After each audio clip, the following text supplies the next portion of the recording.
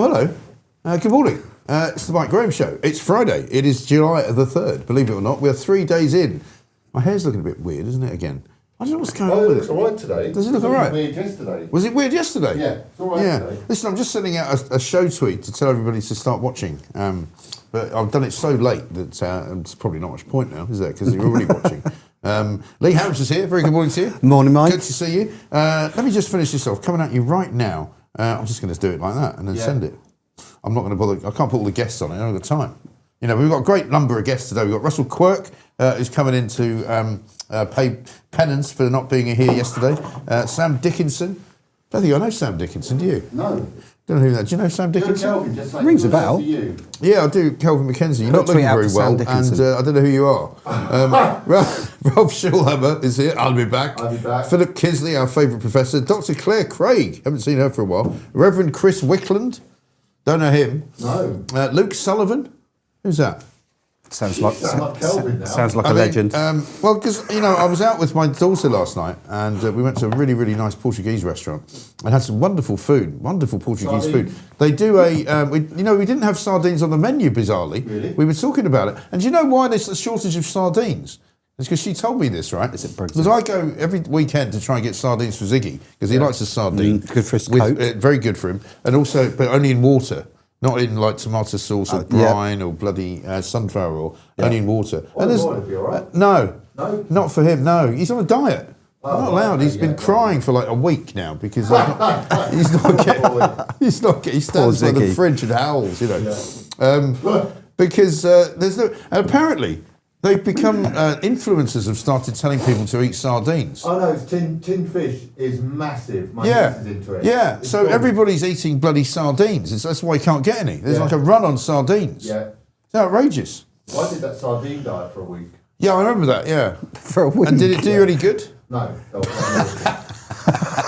Didn't do any would good. like to be in the same house as you. Yeah. So went to this great Portuguese restaurant. Had some pig's neck, which was nice. That's interesting. Some pig's neck salami, really good. We had some very nice Portuguese wine. Had what else did we have? They do a salt cod hash. Nice. Which was really good. That sounds And it was nice. almost like they'd shredded the potato. Yeah, that sounds really Right? nice. So it was sort of like gone through a grater or something like that. I bought some salt cod once last year. Yeah. I bought it in Brindisa in the Borough Market because I thought I fancy cooking this salt cod. I don't know why. We'll get to the news You've eventually. done it before. You cooked it. Well, here's the thing. I bought it, right, and it was in May of 2025, and it said the sell-by date is November 2025, and I thought that's a bit weird. So I went up to the guy. I said, "Is this right?" I said, "Is this good for like 6 months?" He went, "Yeah." He said, "It's preserved in salt." So I found a couple of recipes for it, and both of them said you had to desalinate it. Yeah. So you have to put it in water for like 24 hours to get all the salt out of it. Right. And then you have to put it in water for another 24 hours to get even more salt out of it. Anyway, got to October. And you might remember, Pooch, I had a bit of some local difficulty in October. And my mind kind of went off cooking. Yeah. And by the time I'd sort of raised my head from the pillow, it was November. And I chucked it away. so I kept it in the fridge for like You went 6 through all months. of that. And just threw it out. Are you going to try it again, though? I think I will. You've got to try it again. Because I quite like the flavour of it, you know? That was a warm-up. Yeah, I quite like the flavour of it. So yeah, I'm going to go and buy some more salt cod, keep it in the fridge for a bit. How would you prepare it? Well, the recipe I found was in the Brindisa restaurant cookbook, and it was a sort of stew with leeks Nice. and white wine. I That supposes you have to desalinate it then. If you're putting it into a stew, you think that would go into the stew. yeah, but I think if you don't desalinate it, it's really salty Way too though. much It's salt. really salty. Is it like caked in salt? It's literally caked in Fair it, yeah. enough. Yeah. So that's my salt cod story. What's Got me the oldest hungry thing now, mate. Anyone's got in their cupboard at home. Do you know I did this once before when I did the did overnight show on Talk Sport years ago. What's the oldest thing in your cupboard and or your fridge? And it's amazing what people have got, stuff that they haven't. I found some, what's that, beef rendang. Yeah, I love beef rendang. I like a beef dish. rendang, right? So, but you buy, the Waitrose do a really nice rendang paste, right? Yeah. And I thought I might make that soon. And I went to get it out of the top of the cupboard, and it's 2 years old. That's all right. Is it still in date? Well, though? it's way past its sell-by date, though. Yeah, I think that'd be all right. It'd be more than rendang going on if you do. You You know get the that oldest wrong. thing in my kitchen? Go on, The your wife. wife. See, I can't say that. My missus is actually older than me. Sorry. No offence. Go on, tell me. No, that's it, the wife. Brilliant. Yeah. My sister used to have to clear out her because I once went to see her in America and she was terrible. She had all these relishes and things and They various like to can potions and bottles and stuff like that. And there was stuff there that had been there for years. And occasionally you just got to get rid of it. I've told this story before. I famously when my kids were younger, they came to visit me in London, and I said, "I've got some peanut butter if you want, peanut butter on toast or something." And I gave it to them, and they were only about 6 or 7. And they went, "Tastes a bit weird, Dad." I'm like, "What do you mean? It tastes a bit weird? It tastes a bit like bleach." What? Looked at it. It was 10 years old. Oh my! It was older than them. You guys poisoned them. Can you imagine that? Peanuts. Shocking. I've got one here, Mike. Go on. 1 second. There we go. I like that comment. There you go. When my father moved house, we found tins which were priced in old money. So that would be pre-1971, right? Yeah. Decimalisation. Well, it's basically anything my wife buys from Sainsbury's at the moment Right. is out of date instantly. Yes. Do you find that? Well, I find it really annoying, particularly when it comes to fresh vegetables and salad and stuff Yeah. like that. You buy the salad and it's sold by that day. And you got literally no chance. You've got Well, to it's eat either all of that it. or it's You've got to literally eat all past of the it day. before the next day. Yeah, that happens to my wife a lot. She buys something, and then she gets home and checks the dates when she's back Yeah. home. I'm like, why didn't you check the dates while you're in the shop? Because you can keep things a lot longer than they tell you. I mean, for example, I think it was last Sunday, I came back from Sussex, and I wasn't that hungry, but there was about half a sort of portion of spaghetti bolognese in the fridge that I'd made about a week ago, and I had that for dinner, and it was fine. That's all right. Yeah, it was I'll all right. eat a yogurt if it's 3 days. Really? No more than 3 days. Have you ever cut the mould off cheese to eat the cheese that's No, not I mould haven't on done it? that, Mike. I do that. Do you really? Yeah. What about I think bread? it's What about because mould and cheese, it's a normal thing. That's why I don't eat it. You don't like cheese, I think do there's you? different He types hates of cheese. mould. Hey? There's different types of mould, surely. Well, there's the kind that grows on the ceiling. There's Stilton mould. In which case you call the BBC, they come and do a documentary on how you're being done over by the council. How about this? Aldi sardines, 49p a tin with either tomato or oil. Can't beat Restricted Aldi. to 12 tins per visit. What? Mad, isn't it? What? What, then? What, you can't buy Yeah. more than 12 tins? No. But see, I don't want that. I don't want it in olive oil or tomato sauce. I want it in water only. Just cleared out my mother-in-law's cupboard and found some tobacco sauce. Tabasco. Tabasco sauce. It says tobacco sauce. It does. Oh, yeah, I think Tobacco. that's what I mean, yeah. That's Maybe a she means substitute tobacco. for smoking, that, isn't it? I got tobacco sauce. Mike, Tabasco no. sauce from when? Sorry, I missed it. Oh. Mike, get on with the 1988. news. 1988. Might get on with the news, says Jacko. This is the news. I'll tell you what the bloody news is, right? The news is all about what we eat. That's the thing with this show. You don't, beep, beep, beep. Here we go. Here is the news. When my father-in-law was in Burma, they had to eat tins of bully beef from the First World War. And it had turned to liquid. Brilliant. Oh, that's horrible. That's horrible, isn't it? But this is the thing. There's an amazing number of things you can eat. Eggs as well is another one where they say I'm funny you with can't. eggs. You can't. I don't eat eggs. He I doesn't eat love eggs, but I'm funny if they hates pass the eggs. date. Chicken period. After my mum died in 2013, we cleared her house out and found some bags of dry pasta. 1992. 1992. Nothing wrong with that. No. If it's dried though, can it still go mouldy? That's No. the first thing I'd think. If it's what? If it's dry, can it go mouldy? No, can't go mouldy. But I'll tell you what it can do. Is I had this once. Is there's a type of infestation you can get of these little bugs that eat pasta. Yeah. And they also eat. Like weasels. Weevils, Yeah, that's it. they eat barley, anything. I had a cupboard once, and they somehow got into all of the things that were in the cupboard, and sort of chewed them up, and so there was kind of pasta dust in the cupboard Because they've been at them. So I had to disinfect it. Yeah. Is this when you moved And you out, still Mike? ate it, did you, Mike? We bought an old house that had been abandoned for 11 years. The cupboards were still full of food, but on the good side, it was a locked cupboard with 129 bottles of wine and I can't champagne. beat that. Brilliant. That's fantastic. Imagine that. 129. Wow. Some people I like wouldn't. the fact they counted them. Some people wouldn't touch that, right? They'd chuck them out because some people don't like, second-hand stuff. Nanny says, "Love it. Stuff the news." This is the news. And there isn't. Do you know the news is so useless today that mostly all the front pages have gone with the story that the pubs are going to I was stay going up to say, till that's 5 a segue. a.m. That's quite a good segue from food to drink. Exactly right. Yeah. We do that here. Quite a good segue. Tequila Sunrise, it says on the front of the Sun, which is all very well if you remember the 70s. Pubs can stay up until 5 a.m. for the game. Prime Minister steps in ahead of clash of men. This might be the most important decision that Keir Starmer's ever made. We've got a clip, haven't we? Shall we play it? Have we? Yeah, we've got a clip of Starmer. Oh, yeah. Well, When you say have you looked at the clips? No. It's number one. It's the first clip. Have a look. Here he goes.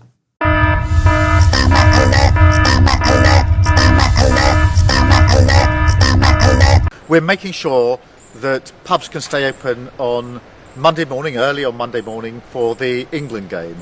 So I know lots of people are making their plans. If you're planning to watch it in the pub, that is great, and it's really good for pubs as well. So come on, England. Just try and whack it. Yes, this is good. And again. That's it. And again. Try and breathe. Relax. That's it. I think you might have to get on Plank of the Week for that. Yeah. You know, this is what he's been reduced to, Keir Starmer, announcing that the pubs can stay up until 5 in the morning. Did you notice how relaxed he looked? I don't care how relaxed he looks, actually. I find him so obnoxious and objectionable. I just want him to disappear. I got really wound up, actually, on Wednesday because he did Prime Minister's questions. And I'm going, one, you're not Prime Minister anymore, so you shouldn't be doing that, right? You should step aside and let the idiot Lammy do it. At least it'll be more entertaining. He's technically still Prime Minister, because I heard someone say that he should be called the former Prime Minister. He I'm like, should. why doesn't anyone call him former Prime Minister? Well, I would call him that. I would say, I know you used to be Prime... If I was interviewing him today, I'd go, look, I know you used to be Prime Minister, but now that you're not Prime Minister, and then make him say it. Make him say, oh, but I'm still Prime Minister. Yeah, just to rub it in. Yeah. Well, caretaker Prime Minister sounds even worse if you're It does. Caretaker. Because you're a nobody if you're just a caretaker. Prime Minister. I mean, caretakers do an important job when they're doing caretaking, but I you know, realised what I just said it's there. like caretaker manager Yeah. is kind of like, You really? just kind of fill in a spot. Yeah, filling, yeah. Yeah, you're just not doing anything. He should just go. I mean, I don't care what he thinks he's doing, but he should just disappear. He should be How about arrested, this? Mike. From Andrew. Mike, I have a roll of kitchen foil from my late grandparents' house. It cost 14 pence. And the foil is so... the foil is so thick you could use to build Spitfires. You have some That's great great. comments coming in. Yeah. I love a Friday show. Yeah, Friday. Well, No we one sort of went a bit cares. early yesterday on it, didn't we? Because Yeah. we had a very highbrow show yesterday. We were talking Oh. Shakespeare. People were sending us Shakespearean Bloody quotes. hell, that would have gone straight over my Yeah, head, it was Mike. really good. Great. One more. Let's see, what else? When my girlfriend and I moved into a flat back in the mid-'80s, my mum gave us loads of old tins, some with no labels. We opened one and swore blind it was chappy dog food. What? Have you ever eaten dog food? Yes, I have. I knew you'd say yes. What have you had? I had... Pedigree chum. Was it a dare? I mean cat food. Woof. Cat food. What, by mistake? No, deliberately. Why? My dad and his friends were trying it. Right. So I had some. There's an episode of The Honeymooners. I don't know if you remember The Honeymooners, which was one of those great... it was a sort of precursor, was it not, to Laurel and... Well, not Laurel and Hardy. What was it the precursor to? There was a show that came out of The Honeymooners. It was an American Before my sort of time, comedy Mike. show. Yeah, very much. Before my time as well. But, you know, so was the Second World War. But I've still heard of it. I say that to people. You know, oh, I was before my time. I don't remember that. This is what the kids say nowadays. Oh, I don't remember that. Yeah, but you do know there was a World War in 1945, don't you? Anyway, where they basically... what was his name? The guy from The Honeymooners. Can't remember. What was his name? Anyway, Jackie Gleason, wasn't it? Jackie Gleason, that's right. And he got this. He went into business and decided he was going to sell this new kind of pate type sort of toast spread for toast. But it turned out it was cat food, and they put it on toast and ate it, and I thought it was great. I thought it was actually quite good. But yeah, so we'll keep talking about all of that. Fiona, it's too early. What's she doing? She's got early. No. Why she got early? I don't know, because she's just finished. There we go. Eh? No, Yeah. no. Sorry, Fiona. The news is at 7:30. We don't do the news at the top of the show, as you can see. So yeah, pubs staying open until 5 a.m. I'm not sure this is a great idea. Okay. I mean, I'm not against people having a good time, obviously, but the game is at 1 o'clock in the morning. Can you imagine the mayhem of people going out, say, because they won't go out at 1, will they? They'll go out at sort of 10 or something. They'll try and sleep in the early part of the evening. The Mail has done a whole, if you look at it, they've done a whole guide to how to manage to go and watch the football. Page 5. Without screwing everything up. No, they've got a whole spread on it. Oh, have they? Keep going. There you go. Oh, blimey. Look at this. They've got a whole guide as to Avoid how you late can night make takeaways, sure well, you that's- don't go mad. That's bad advice to start with. Avoid late night takeaway. Got to do a takeaway. Well, exactly. How to handle Are the you going to buzz. stay up and watch the game? I probably won't. Right. I'll watch the highlights the next day. Yeah. Because I'm. It's far too late for me. It is too late. Because I was trying to wonder whether it's possible to get up a couple of hours before I would normally get up to come in here. I normally wake up at 5. If I woke up at 1 and I had loads of sleep the night before, would it be a good idea to watch? I don't think it would be. Do you, Pooch? No, it's going to be dull as... Well, one, it'll be dull. I feel that's what I feel bad about. Is I just can't get myself interested this year. I've desperately tried, Yeah. and I cannot. I actually switched the game off in the first half.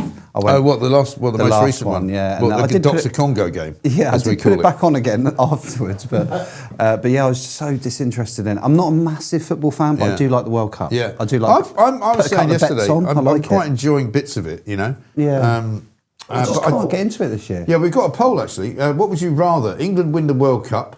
5%. That sounds like our audience is particularly interested in it. Tony Blair goes to jail. Labour calls a general election. Now that's good. And Trump becomes UK Prime Minister.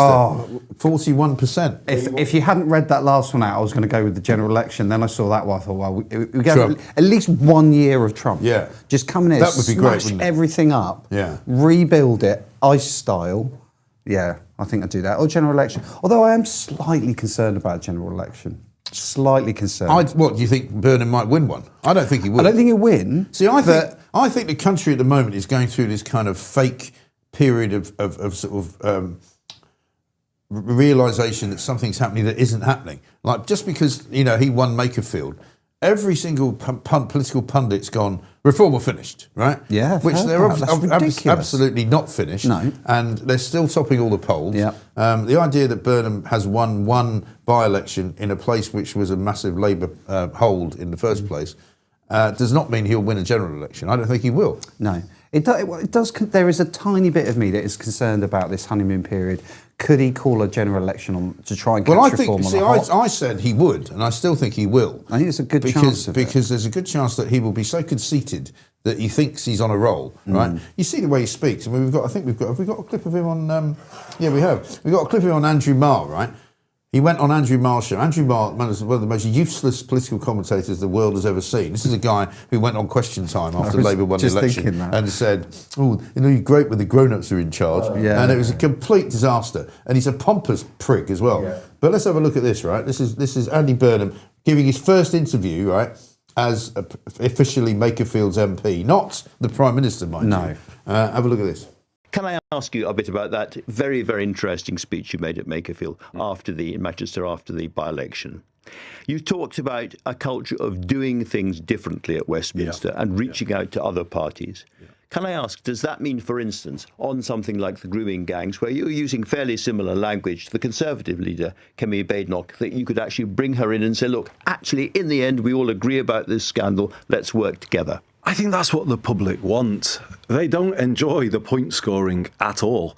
I often have people say to me, I just scream at the radio, tell us what you would do. And I kind of feel politicians have to answer that call from the public, say what we'll do, but then also work to find common ground with other parties where we can. I've been really excited, so you'd Andrew, work with the Conservatives or the Liberal Democrats or whoever on the grooming gangs thing, for instance. I've done that very thing in Greater Manchester because I brought forward a review into grooming gangs when I was first elected as mayor in 2017, and I had to work with the Conservative leader of Bolton and the Lib Dem leader of Stockport. So that's been the politics that I've been doing, and Britain does need something different. We've had a decade where politics really has not been working for people at all.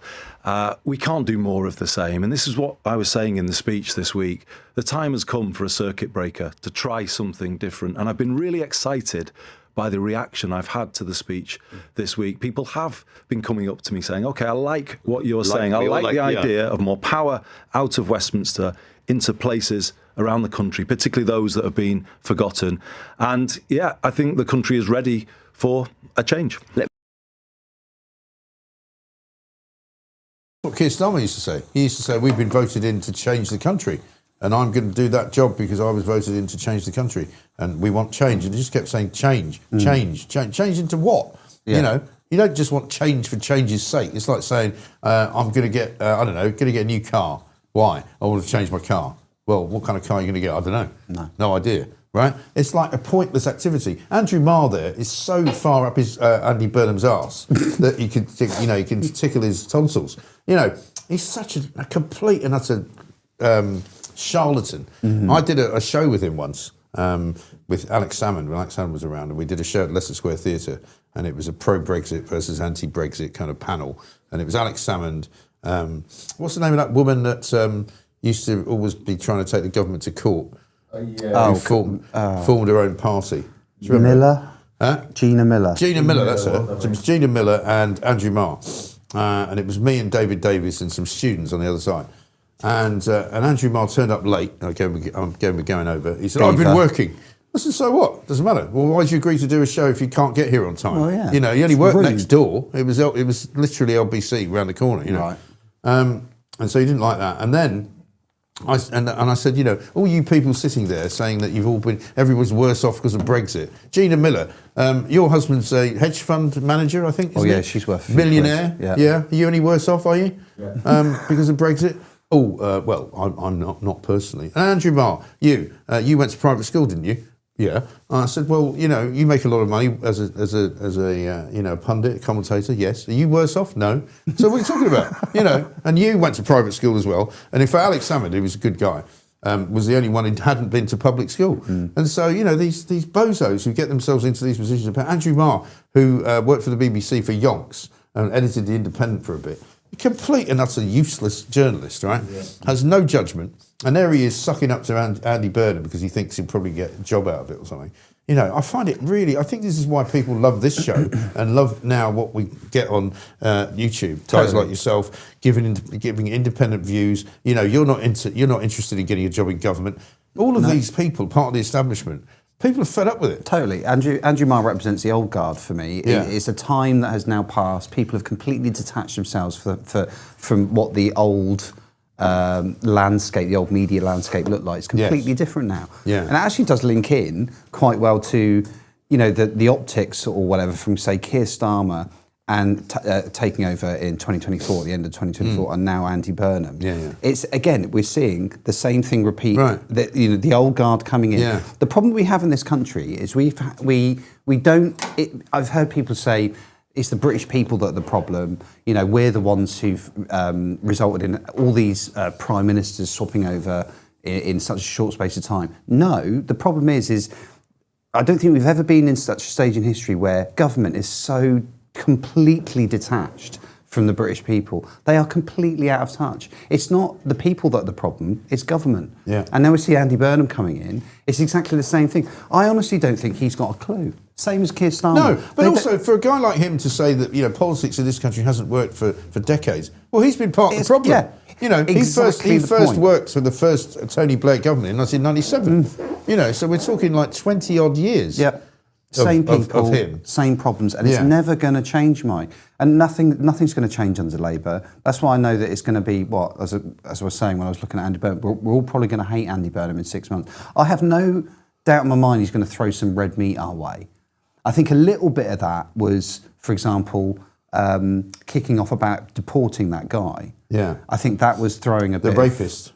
throwing a bit of red meat to the right, saying, look, I'm the type of guy who is going to stand up and say we should deport people. Right. Fine, I'm glad to hear that, Andy. But they're not going to leave the ECHR. They're not going to stop the boats. They're going to keep putting immigrants in HMOs and into our communities. Yeah. And those immigrants are going to be causing crimes. We're going to keep seeing horrific stories like this. Well, this guy, whose name is Shabir Ahmed, we spoke to Maggie Oliver yesterday. And by the way, Andy Burnham, they're talking about what he did for the grooming gangs and setting up some inquiry. As far as she's concerned, Andy Burnham actually ducked the whole issue. Yeah. And she has got plenty to say about the fact that Andy Burnham did not do a good job for the victims of those grooming gangs. In There's fact, a clip, Pooch can find it, of yeah. everyone shouting at him. That's right. Yeah, I saw that. And this guy, Shabir Ahmed, according to Maggie, not only did he only serve 14 years of a 22-year sentence, he was sentenced for another crime, which she said she couldn't talk about because she was involved in it in some way, for another 22-year-old. So he's actually been sentenced for something like 45 years. And he's come out He's in his 70s after now, 14 years. And he was released yesterday. He's now walking the streets of Rochdale.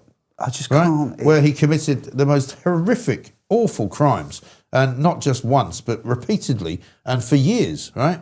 And the idea that there's a loophole which could be literally done away with tomorrow by Shabana Mahmood if she wanted to do it, because a particular, legal scenario has kicked in, which says that he can't be deported because he's no longer a citizen of this country, because he had his citizenship stripped. And there's a bit of a mistake, but there's no decent reason why you couldn't just put him on a plane and send him back to Pakistan. I could not agree, and we're not a proper country if we can't do something as basic as this for such a monster of a man. Yeah. And of course, he's going to be put up at taxpayers' expense. Yeah. I get, even more money being spent on people that shouldn't be in this country. Yeah. People aren't going to put up with it, Mike. No, I they're genuinely really not. see us. And then a couple of other stories today as well on the migrant front. One about a guy who's a convicted ISIS terrorist who attended beheadings and public floggings in Iraq. He came to Britain on a small boat after hearing, in his words, that the UK accepts everyone. Mohammed Yassin, he's right. 35 years old. He was sentenced to 2 years yesterday in prison. Likely to be deported upon his release. Actually, unlikely to be deported upon his release would be more accurate. He was found guilty in Germany of terrorism, right? He served time in a prison in Germany. He was found with a Kalashnikov rifle, right? He'd said that he was a member of ISIS. They put him in jail. They released him. And what did he do? He came to France and got on a small boat and came here. And nobody stopped him because we didn't know who he was. Right? If you say, I've been in conversations, obviously talking about small boats for years, like most of us. Yeah. And if I was to go into a conversation with leftists and say something along the lines of, I don't know if you guys realise, but honestly, most of the people that come across on those boats are criminals, because we're providing a. Of course they are. Yeah, we're providing a proper route for criminals to be able to enter a country. Full stop. I would imagine that most of them are. Yeah. And there's a friend of mine actually who is the nowhere photographer. He's actually going across to Calais tomorrow to get some more footage. Right. He sensed from being there face to face while they were throwing rocks at him, by the way. Right. Big shout out to Nowhere Photographer. I did a big tweet on him last week. And we brought him up to 12,000 to almost 50,000 followers. Did you say it's Nowhere Photographer? He's called the Nowhere Photographer. Okay. Is he on Twitter? He is on Twitter. Yeah, if you can find him, just type in the Nowhere Photographer, or you can find. He is absolutely fantastic. His name's Adrian. I'm hopefully going to be speaking to him when he gets back from Calais. I'm going to do an interview and put it live on X. And he gets Nowhere Photographer. There you go. He gets up close and personal. What's he at now? He's up to 49, nearly 50,000 followers. Perfect. That's really good. So he was on 12,000 when I did a sort of tweet about him. Yeah. Spoke to him on the phone, gave him a little bit of advice, and not that I need to, on how he can sort of get his work seen by as much people as possible. So I suggested get himself a Substack and doing all of that. Right. But I'm going to do an interview with him next week.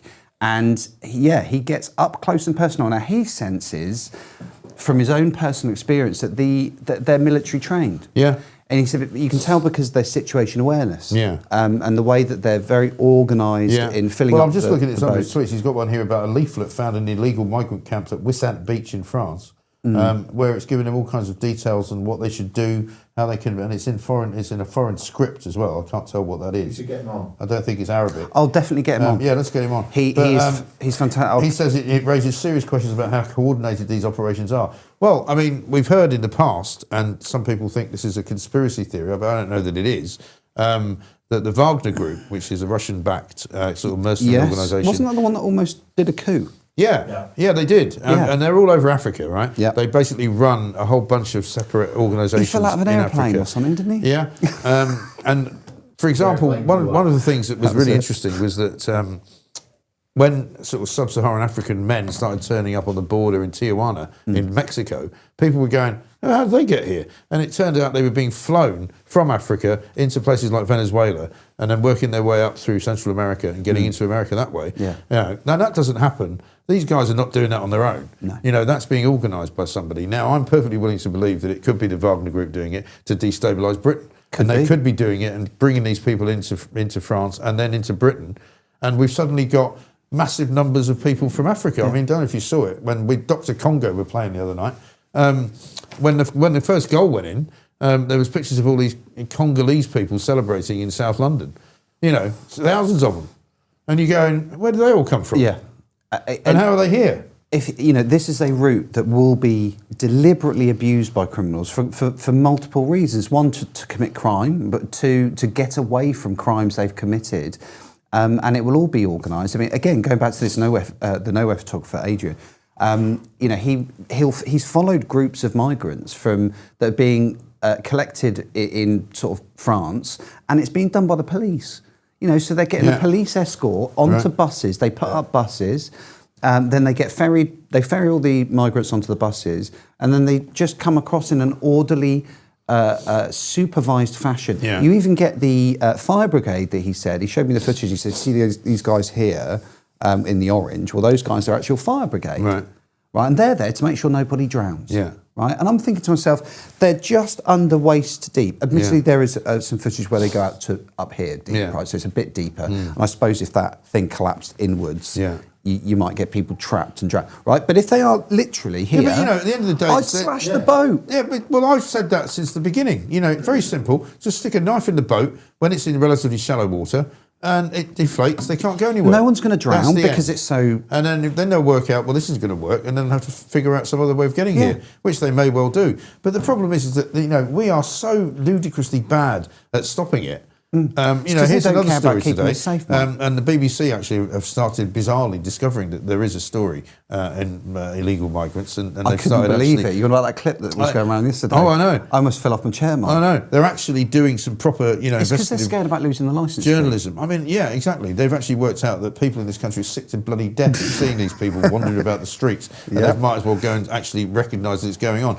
But this guy, called Jamal, is one of the world's biggest successful human traffickers ever, right? He was locked up for 5 years in France. He's running a vape shop in Leicester. And they question him, and he's like, are you a people smuggler? No. Okay, then. Why are you running a vape shop in Leicester?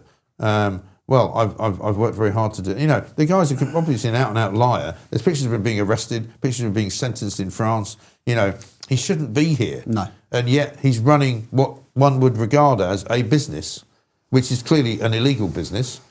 And why is he here? Why has he not been arrested? Why have the police not gone round to his gaff and gone, you, matey, Jamal, get in the back of that van. We're going to take you to a police station. We're going to charge you with people trafficking. And we're going to kick you out of the country. I just can't. Why can't we do it? If they can set up a national emergency for, I don't know, whatever it is, we can put people, we can change the legal system that means police will arrest you and you'll be fast-tracked and put into prison. I met Lucy Conley last night. Oh, yeah, she was on the show yesterday. Yeah, she's lovely. She's got the book out. Yeah, she was. She's great, isn't she? She's absolutely so normal. They can lock her down up. To earth. Exactly. We can't lock this bloke up. That's what I was going to say. Is we can get people into prison fast-tracked, even. Yeah. Right. So they can call a kind of national emergency and say, right, we're going to fast-track people into prison for speech. Yes. And yet we can't call a national emergency for actual criminals and terrorists crossing the channel. And I know this guy is ISIS, but. As I was saying when I first got in here, it was only a few years ago, I think 3 years ago, something like that, where our security services put out an important message saying that six ISIS terrorists had crossed the channel. Yeah. I just don't understand. If I was Prime Minister at that point and I'd be given that information by security services, the first thing I would do is say, that's my excuse. Yeah. Right? Now I can tell the British public, well, I've got a reason to put the military in the channel, to stop the boats. And I can say to France, I'm sorry, right, that's enough. Yeah. We've had 6... Well, you know what I would do? And that was years ago, Mike. Yeah. What I would do, right, is I'd take a bus, right, a double-decker bus, I'd go down to, go to Crowborough, for example, right, and take the first 50 or 60 people out of that camp, put them on the bus, drive it to France, put it on a ferry, and when you get to France, open the doors, kick them all out, and come back empty. That's what I would do. That's and then do it until there's no more of them here. And what are the French going to do? It's not that difficult. The French are not going to do anything. They won't touch it. They won't stop it. They would not arrest anybody driving the bus. They would not stop the bus going in. I don't know, actually. The French are wankers. They might try it. The government. The point is that, all right, so let them off on the ferry then. Right? Well, and then if they try and come back, you just say, sorry, guys, we put some of that, that blue paint they do in Speed when the guy opens the thing and he gets covered in blue paint. Spray him all with that, and if you try and come back again, sorry, you got blue face, you can't come in. Well, you see, it's funny. You just reminded me about. Not difficult, is it? No, there's a couple of lads who are patriots who have gone out to try and disrupt what's happening in northern France. Yeah. Right. So to proper get hands on, which you're not supposed to do, and the amount of trouble they've had with the French police. I think one of them has been barred from France for life, or Yes. at least for 10 years. Right. Another one of them managed to get into France quite cleverly through like 2 other countries, right? Because if you'd have gone straight from the UK. So they don't like it when Brits, even, so again, go back to nowhere Well, they photographer. banned the Raise the Colours guys. They're not allowed to go to France, are they? Yeah, they were some of them. Yeah. They were part of that group. But the nowhere photographer, Yeah. he's just there. He's an obvious journalist, Yeah. right? He's got actual kit, Yeah. you know, the real stuff. He's there either Right. by himself or with one other. So he's taking massive personal risk to do this. And last time I spoke to him, it's only a couple of days ago, he said, as soon as you get there, the police are on your tail. He said, what the police will do, he said, they'll pull you over for nothing Right. because they know that you're following a bus full Yeah. of migrants. Right. So they'll disrupt you. So they'll pull you over so you can't follow it. Wait for the bus Yeah. to disappear, Yeah. and then they'll let you go. Right. So the police are even trying to disrupt it, and I understand that because the police are doing everything they can to get these criminals and migrants out of their country as Yeah, they quickly don't as want possible. them. Yeah. I don't blame France for that. I blame our politicians for being so weak and wet, both the Conservatives and the Labour Party. Yeah. Both of them have been awful for they're never going to fix Yeah. this. We need someone to come in. I don't know whether Reform will do it. They've got to have some serious balls to do Yeah. it. But there's I think someone's they will. got to do I hope they will. I don't see why they wouldn't. I mean, they know they have to. Well, if because he doesn't- people are sick to the back teeth of watching this absolute, crap show going on in front of their very eyes. Yeah. Because everywhere you go now in Britain, you see these migrants. No. And it's changing the face of the country. Nothing is going to change until we leave the ECHR, we derogate from the Refugee Convention, we set up a British Bill of Rights. That's exactly what we need to do. And it's going to take a lot of guts to do it. And I really hope Reform, if they win the next election or there's a coalition. What worries me, Mike, is there's going to be a coalition with the Tory wets, and their standard practice will kick in and prevent Reform doing anything. Well, look at what they're trying to do to Nigel Farage. They're basically going after his houses, they're going after his money. Oh, it's Next story I presume we'll see is, Nigel Farage has got more than one car. They're saying that he's going to lose this. That's the talk that he's potentially going to lose this investigation they're doing about this £5 million bung, which to me sounds completely legit and above board. Yeah, but again, and he'll have a by-election. It's the establishment media and the establishment of this country politically who don't want Nigel Farage to become 100%. Prime Minister. And they're doing their level best to try and make sure that he doesn't ever get the chance to be Prime Minister by hoping to convince him just to get out of the race. And I think that's what's going on. I think he'd win a by-election. I think he would. If it happened. Yeah, I think he would. But I just don't think it happened. I mean, it was before he was an MP.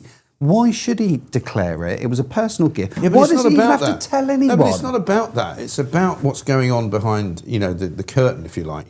Same with the houses. So what if he's got a few houses? Emily Thornberry's got 4 houses. Anybody writing about that? Does she declare all of her houses? Angela Rayner's made 250,000 quid from speaking engagements since she left the cabinet. Yep. Anybody talking about that? No. There's all sorts of expenses scandals you can look at. I pointed out a couple of weeks ago, Ed Davey, the leader of Lib Dems, you know how much he claimed in expenses from his parliamentary office last year? I don't. 320,000 quid. Right? These people are all at it. The idea that somehow Nigel Farage has done something wrong because he's made some money is ludicrous. Yeah, I completely agree. They're trying to demonise him and make out that he's not a man of the people. None of them are. No. They're all members of the elite. They've all got very cushy lifestyles, all paid for by us. And quite frankly, I'm rather pleased that Nigel Farage doesn't claim any expenses in Parliament because he's quite well off. And actually, he costs us less money than Ed Davey does. Yep. Who's bloody useless. And they keep saying, like, some of Nigel Farage's detractors will say that he is the establishment. They are the uni party. Yeah. Then, if that's the case, then why on earth are they coming for him? Right?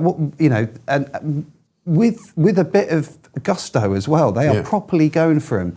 But even if, and this is what I was going to mention to you, Mike, right? Even if, say, Farage gets in, right, and he becomes Prime Minister, which I would like to see, I have this horrible feeling we'll have a Liz Truss moment. Or you could almost say a Boris moment, where the establishment closes in and stops them doing from everything they want to do. I honestly think we're going to see that. Yeah, I wouldn't be surprised. And do you know what they will blame it on? Civil disobedience. They will say that we have to do this, we have to step in or stop you doing what you want to do, because we think that it will cause civil disobedience. There'll be something like that. Yeah, they will, because they can't stand him. They cannot stand the idea that he wants to upset the apple cart and we can't have the normal kind of Labour-Tory situation. Yeah, the civil service is going to go into absolutely meltdown. disgusting. This from Judy on Substack has sent this in. Says, sorry I'm a day late, Pooch, with the Macbeth quote, but this might appeal particularly to Lee Anderson. Stand not upon the order of your going, but go at once.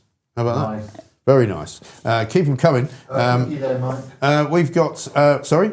Oh, a quick one here. Morning, Mike. Off to Cyprus tomorrow for a holiday. Can't remember who, but someone has been there recently. I will still be listening to the Mike Graham Show by the pool. You'll love it. It's a fantastic place. Very quiet as well, by the way. Just look out for the drones coming in from Iran. What are you, Fanny Craddock or a current affairs channel? Boring, says Philip. Well, do you know, there's a thing called an off switch, Philip. Yeah. If you don't like what we're doing, you can easily turn it off. And go and watch something else. Mike, the word you're looking for to describe Andrew Marr is twat. That's a very good word. That's a very good and accurate description of him, I have to say. He should have stayed at the BBC. Remember when he left the BBC and he went, I'm now free to give my view, as if his view was going to be anything other than left As if wing. we didn't know already. As if we didn't know. And guess what? He's a lefty. Well, Absolute wally. What's this? Mike, we are getting adverts for Labour's mayoral campaign. Please tell YouTube you don't want those sort of ads in your show. Well, I mean, I'm afraid that's your tax money at work, you know, and we don't control the adverts on our show, unfortunately, because we are a commercial organisation, unlike the BBC. We can't say to anyone, you can't put that ad there. David says, my niece and her boyfriend just bought a house. In the garage, they found boxes of vintage adult magazines. They found vintage. They found a collector who's bought the lot, and it's paid for the new bathroom and kitchen.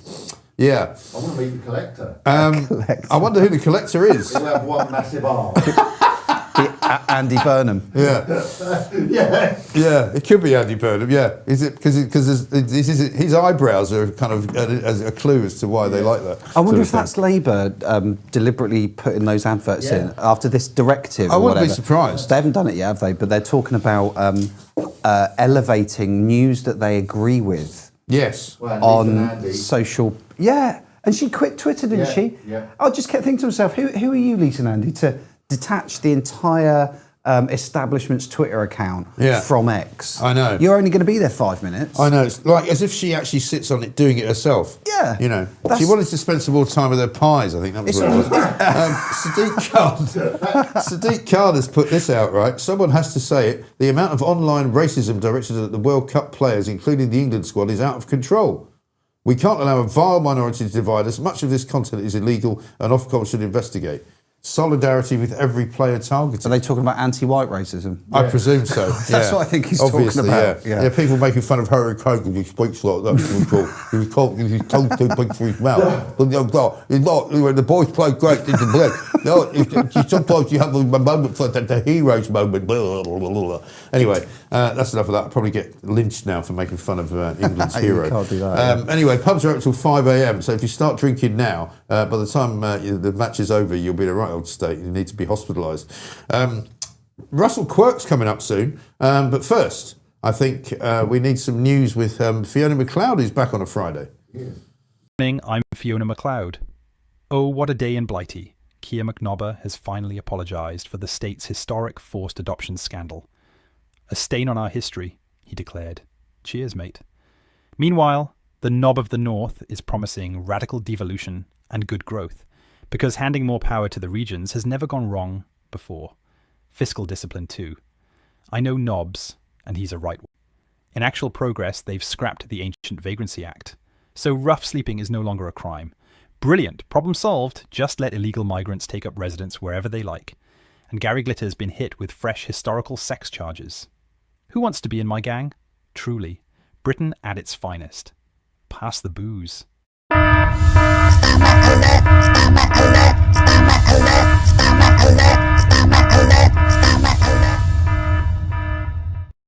We're making sure that pubs can stay open on Monday morning. All right, let's see what the bullshitometer says. Wow, straight into the red. That's a lot of bullshit. There you go, Can we have a look at that? There's a picture of Rachel Reeves from yesterday. She went to a McDonald's outlet. Do you remember when Donald Trump did it? Yeah, How is she? brilliant. Why has she gone dressed as a Ukrainian soldier? There's some mad Hey? PR going on. She was playing chess, wasn't she? She was actually. We got that as well. We can play that. She went to Ukraine to play chess. But she lost. And she lost. Typical, right? I think we got that as well, haven't we? Like, we thought you were going to win that second one.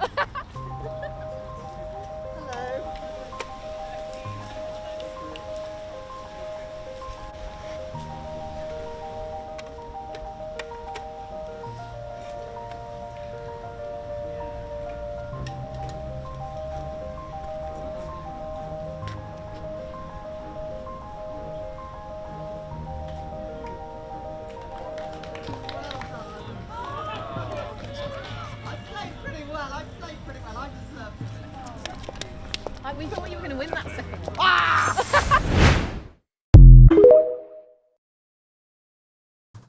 A bit of breaking news, by the way. Apparently, there's an anchovy shortage. This is not good news. I like an anchovy. Anchovies is not a fish. It's not a fish that usually troubles anyone unless it appears unexpectedly on a pizza. I like an anchovy pizza. I don't mind that, actually. But a collapse in supply threatens thousands of miles away, threatening to push up the cost of some of Britain's favourite seafood, from salmon and sea bass to prawns and oysters. Really? Wow. There's a run on anchovies from Peru, which is apparently where they all come from. It's all to do with El Nino. Warm Pacific waters have reduced stocks. So they're imposing strict limits on catching the actual fish. That's why there's a shortage. The Peruvians are to blame. Anyway, let's talk to Russell Quirk, a man who we were hoping to see yesterday, but who unexpectedly slept in. Mr. Quirk, a very good morning to you. He did what? Oh dear. Yeah, I did. And listen, we've all done it. We've all done it. Well, yeah, I haven't done that since I was about 18. I did have a bit of a late night the night before, and it wasn't so much the small sherry that I had in that night out. Yeah. Literally, I got in at 2 a.m, just forgot to set my alarm. I woke up at 7:45 with lots of messages from Charlotte screaming at me through text and capital letters. So my sincere and humble apologies. No, listen, these things happen, and we are, if nothing else, very malleable here. We're able to adapt to any sort of situation.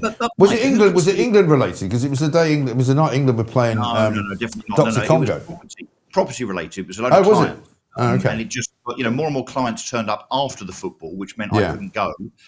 So by the time it got to 9 or 10 o'clock, I thought, okay, well, maybe just one more single malt and then another single malt. Mike, you of all people know how that goes, right? I do, absolutely right. I remember waking up once and my doorbell was going, and I was like, where the hell's ringing my doorbell at this time?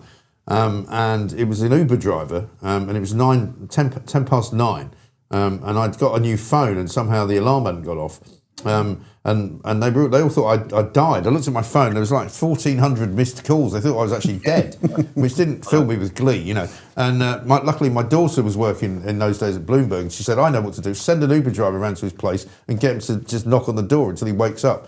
And I got in just in time to start to watch Rachel Johnson starting my show.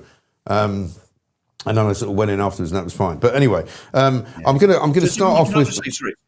Who can say honestly that this show's boring? I've just sat here in the green room watching, and you've gone from, I think, adult magazines in boxes in perhaps maybe a house. Rachel Reeves losing at chess to anchovies in about 3 minutes. I mean, no other show on the planet. Yeah, all human life is here. But I've got some good news for you. The Times have come out today, right? And they've done a whole newspaper without any stories about Nigel Farage.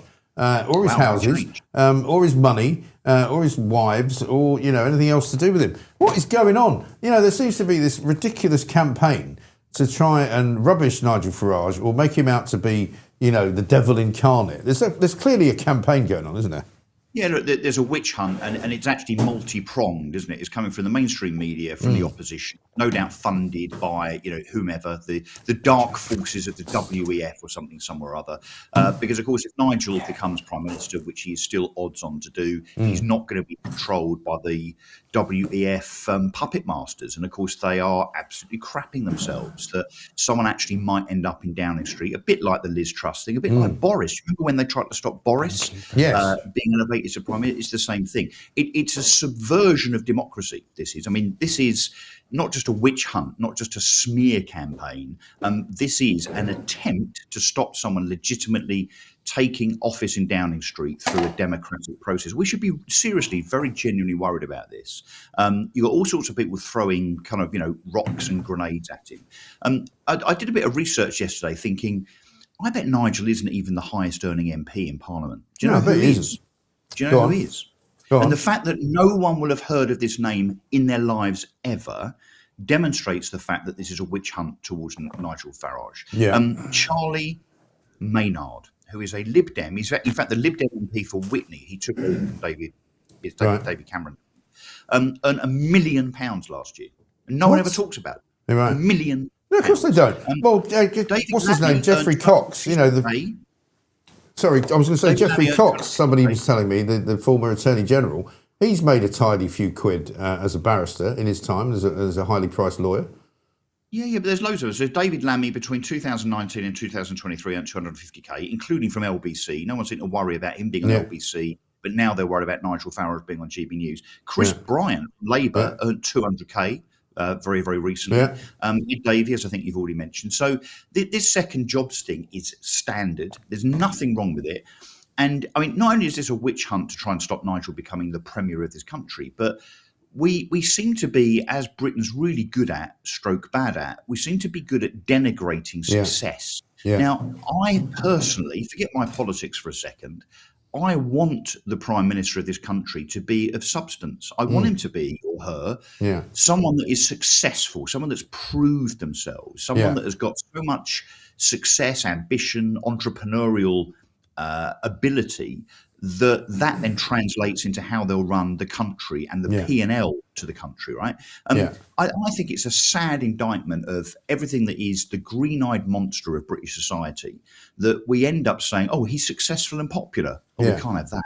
We can't have that. I mean, I don't have a problem with questions being asked. I'm a journalist, and that's always what I will be first and foremost. I don't have a problem asking people whether they're being funded by somebody who might influence what they do in the future as a politician. I don't mind them asking that question, but let's ask everybody that question. Let's find out who is backing Angela Rayner, or who's backing Keir Starmer, or who's behind Andy Burnham. Because they've all got some skeleton in their closet. And as far as I understand it, Nigel Farage does not claim expenses as an MP, where many of them do. And I was saying to Lee earlier on, who's sitting next to me, last year, Ed Davey claimed £320,000 for his office in Parliament, right, for his expenses, employing a bunch of people, many of whom I'm sure do bugger all, apart from, buying him the odd wetsuit.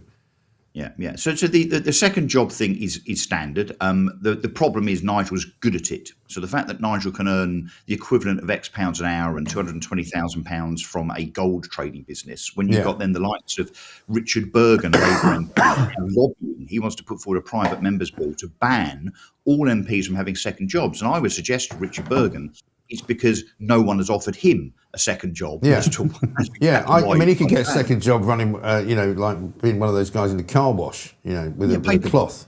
Or picking up trolleys at Sainsbury's.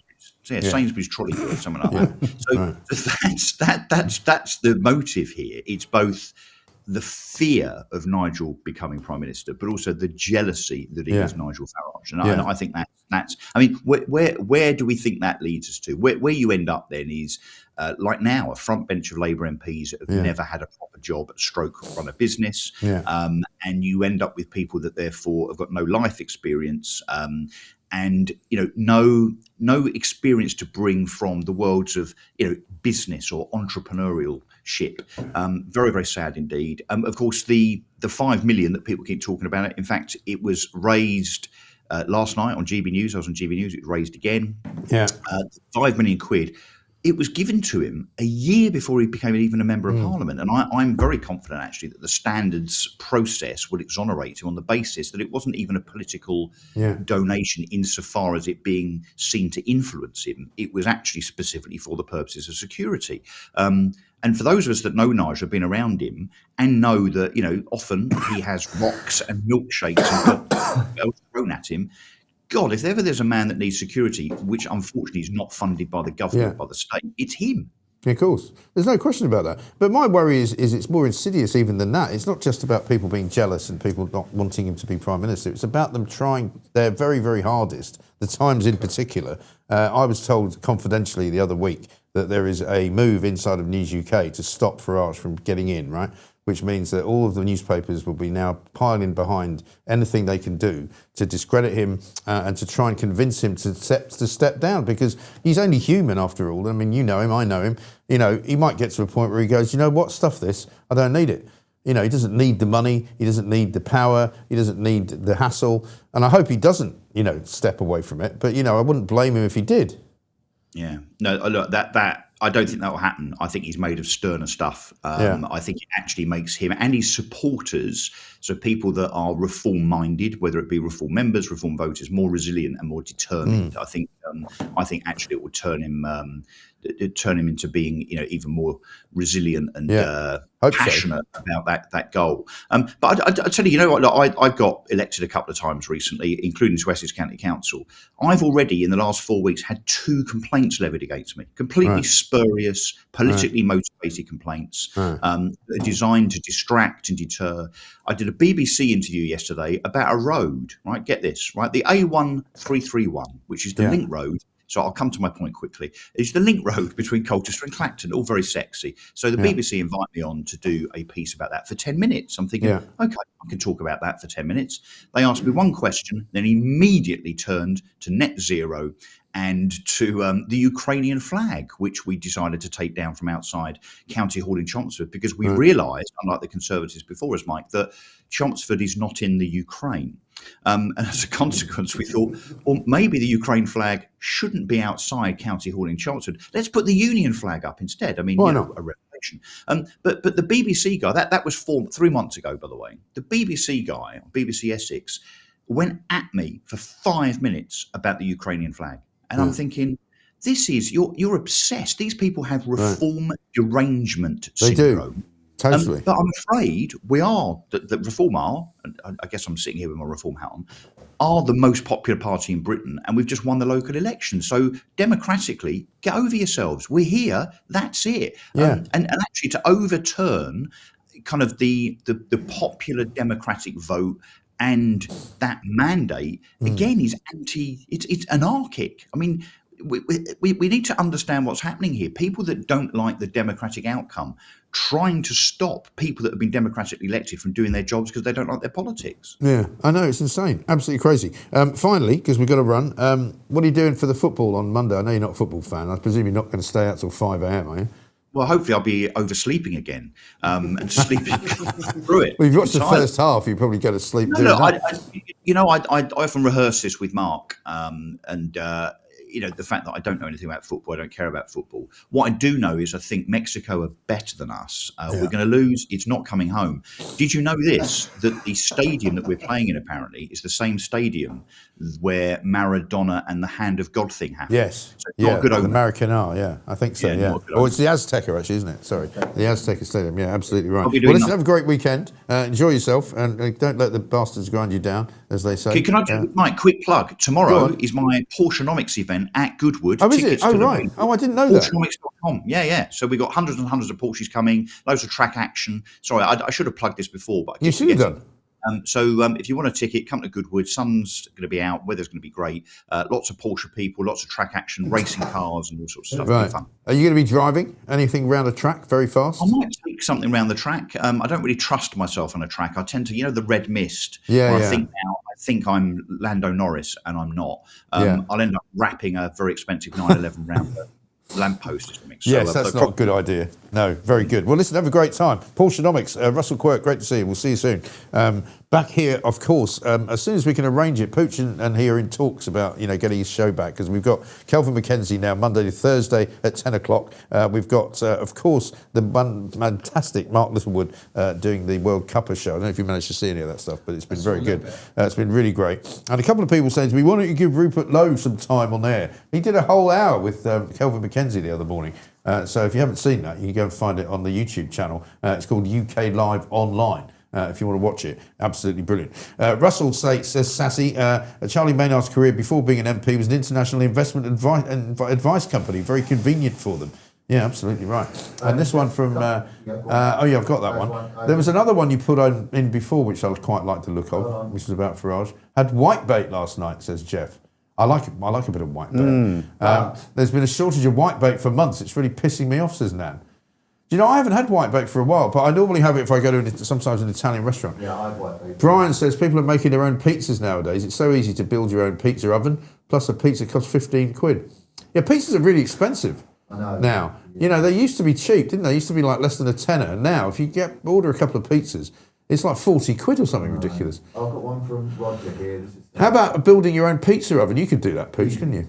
I have terminal idiopathic pulmonary fibrosis, a lung disease. I never smoked. Your show every day keeps me going. Thank you so much. Roger, listen, all the best to you, man. Hopefully it's not too uncomfortable to have that. I mean, people can smoke and get nothing at all problematic. Some people get it. Some people get lung cancer who have never smoked. You know, it's unfortunately one of those areas of medicine that we don't seem to know too much about, which I'd quite like to see some money being put into as opposed to being given to a load of bloody deadbeats and migrants. You know, do some research into cancer and try and save a few people's lives. That would be nice. Coming up in this hour, we've got lots and lots more to do. Sam Dickinson is going to join us. He's an HR consultant. He's going to tell us all about Labour's new employment rights bill, which says make work pay. This is Angela Rayner's bill. It's going to do the opposite of that. I imagine it's not going to make work pay. It's going to make people that run businesses pay, I'm sure. That's exactly what it's going to do. But we'll do all of that. But first, Fiona McLeod with the news. Good morning. I'm Fiona McLeod. Sorry about that. What do you think about my Ed Hughes impression? Oh, what a day in Blighty. Keir McNobber has finally apologised for the state's historic forced adoption scandal. A stain on our history, he declared. Cheers, mate. Meanwhile, the knob of the North is promising radical devolution and good growth, because handing more power to the regions has never gone wrong before. Fiscal discipline, too. I know Nobbs, and he's a right one. In actual progress, they've scrapped the ancient Vagrancy Act, so rough sleeping is no longer a crime. Brilliant. Problem solved. Just let illegal migrants take up residence wherever they like. And Gary Glitter's been hit with fresh historical sex charges. Who wants to be in my gang? Truly Britain at its finest. Pass the booze. I don't know why the star alert's happening. Now, why is the star alert going off randomly? I think Elena's been in. It's on its Fiona's way out. looking well, isn't she? She's looking very well. Novel the North Manifesto. That's what we need from Andy Burnham. And of course, the big story is basically that pubs can stay up till 5 a.m. on Monday morning. Now, I wonder what effect that's going to have on the workers' rights bill. Lou says Morrison's fresh fish counter, whitebait and sardines. Yeah, well, that's fine, but it's not the same as finding them. Fiona's nagging of Polanski again. The point about the, if you buy the fresh sardines, that's fine, but it's not the same as getting the tinned ones, because I can't give the fresh sardines to Ziggy. You have to take all the bones out and all that. Oh, yeah. Whereas in the tin, there's nothing in there, right? So you can do it. Anyway, let's talk to Sam Dickinson, who is an HR consultant advising employers on workplace law and people management. First question, do you like whitebait? Yeah, do you like whitebait? First question, do you like whitebait? Is what I'm being asked, Sam. Seafood, yes, absolutely. Absolutely. It's very good for you. Whenever you go to an Italian restaurant, it is what fish is on the menu every time. Yeah, it's got to be done, isn't it? I mean, it's the sort of thing you don't eat at home, which is why you go out to a restaurant in the first place. Eh?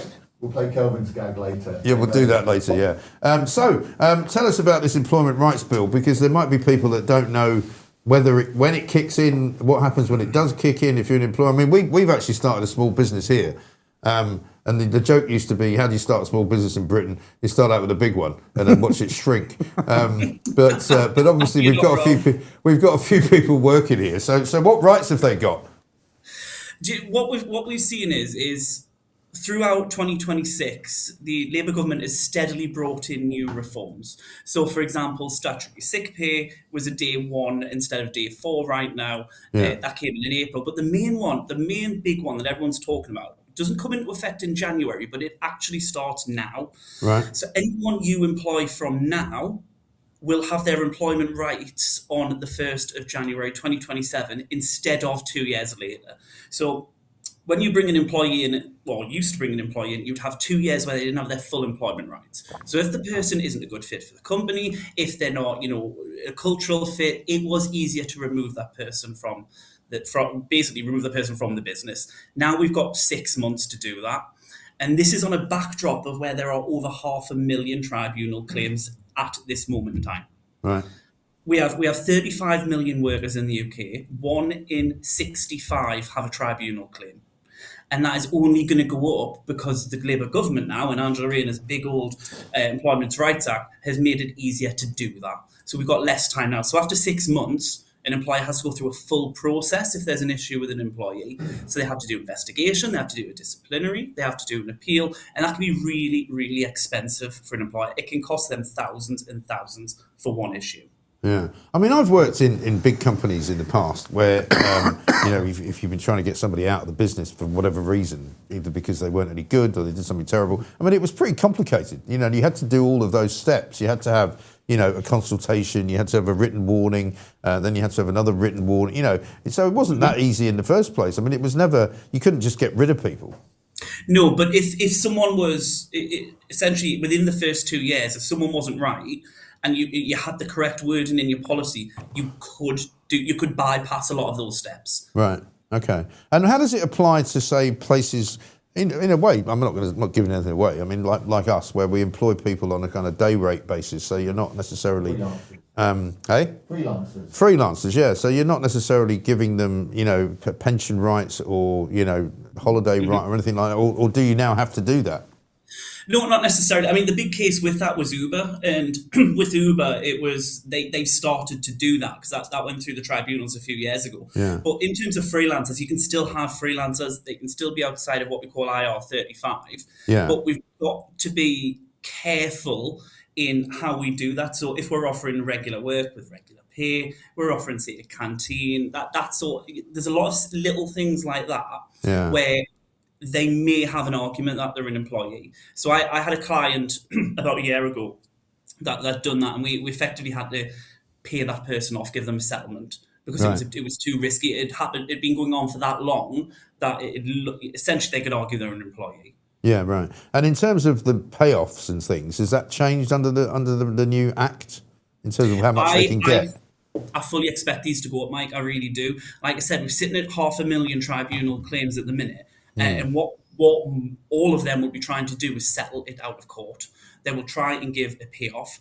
ACAS, I think, the first step, when an employee is making a tribunal claim, they'll do something called early conciliation and contact ACAS. ACAS processed 98,000 of them last year alone. Right. Wow. We're at wait times. If you put a tribunal claim in today, you're not getting a hearing until 2030. It's that backlogged. I was going to say, because it must be putting massive pressure on the tribunal system, because that's not very efficient anyway, is it? No, it's not. No, it's not. Crikey! So if somebody makes a claim and they get a tribunal appointment in 2030, what happens? You have to pay them until then, or something? No, it would depend on what the judge had ruled, in fairness. But no, normally the tribunal claims are made when a person leaves employment. Okay. But what they'll be saying is, I was unfair dismissed, so it wasn't one of the 5 fair reasons for dismissal, or I was forced out of my job, or what's really, really common is discrimination. Is so common. I do have a client at the minute, and they signed up about 2 months ago to our service. They'd been in business 6 weeks and had a tribunal claim. 6 weeks. That's ridiculous, because isn't it? The person wasn't right for the business. They weren't the right person for the business, the right fit. They decided, do you know what, let's part ways. And she said, well, I have a disability, so you shouldn't have done that. Even though the dismissal wasn't linked to it. So is the whole idea of sort of probation gone out the window then? You can't really put people on probation anymore? No. What I would say is, I know some HR consultancies are saying go for a 5-month probationary period. We're saying go for 3 months, so that if you want to extend your probation period, you can for, say, another 6 to 8 weeks. That takes it up to 5 months. Yeah. We've got a month to play with in case there's any delays, any holidays. We've got a month to play with in case that person's not right. Now, 9 times out of 10, people will be great and they'll be a great fit for the company, and that's who you want. But it only takes one person. Yeah. Yeah, it's a shocking state of affairs, isn't it? Extraordinary. That's great to talk to you. Thank you very much indeed. Sam Dickinson there, who's an employment consultant. Shocking situation, that, isn't it? Where you can't... 2030. Yeah, can you imagine? Because the cost of even just having that so far away, presumably for an employer, is that you've got to have a... Because, I mean, you know, I've worked in big companies where they've got a legal department, they've got HR department. If you're running a little business like we are, you know, you haven't got that. You haven't got a lawyer on call. You haven't got an HR consultant on call. No, I was pleased to hear, though, that you still get that 3 months. Yeah. Because I thought that had gone too. Yeah, right. I thought it was day one. But if they're giving employers, because I speak to a lot of businesses most days, and one of them that I'm really close to is going through a recruitment process at the moment. And she was saying she thought that it was day one, that as soon as you... So it puts a massive amount of pressure on her to get that recruitment right.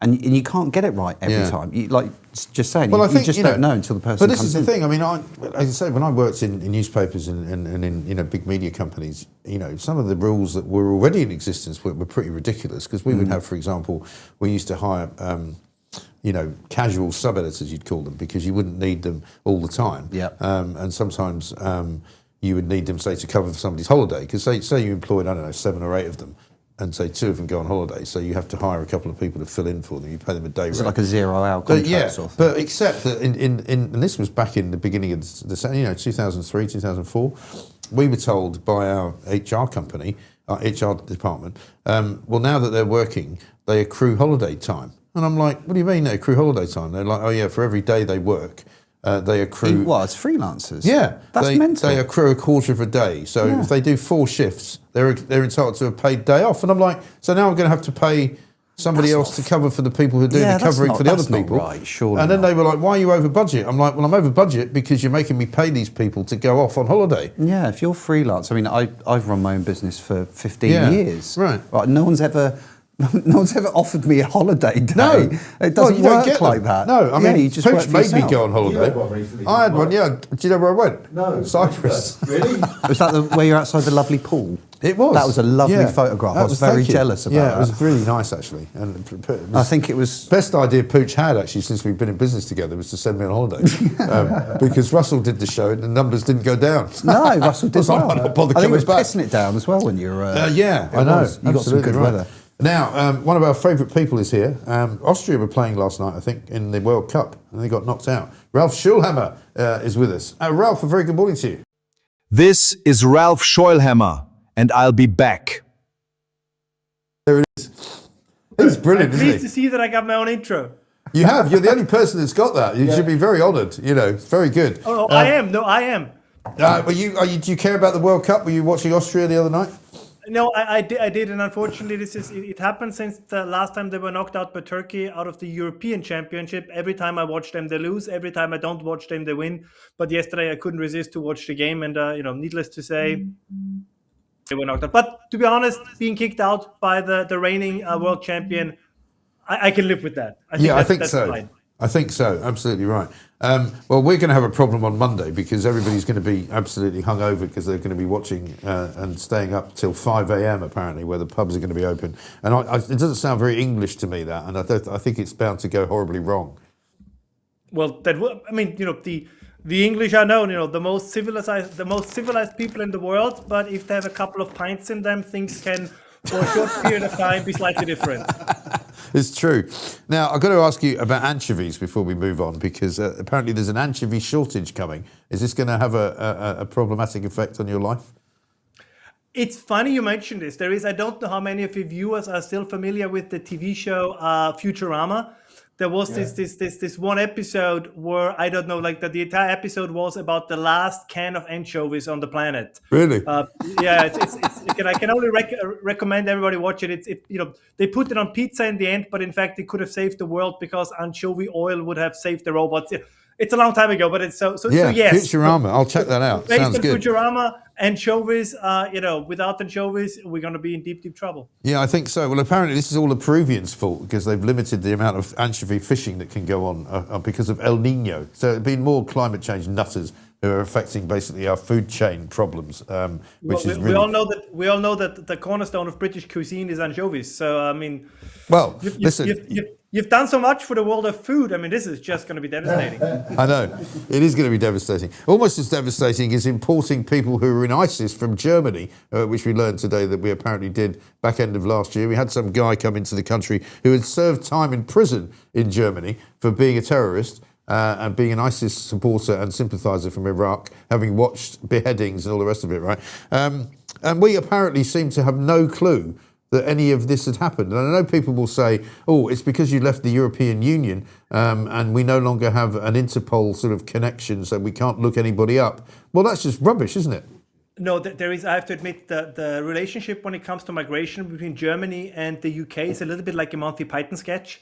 I remember there was a story, this was like in the Daily Mail, it must have been 1 or 2 years ago, about a guy that had German citizenship, but he couldn't be deported to Germany. He committed some minor crime in the UK. He couldn't be deported to Germany because he didn't speak German.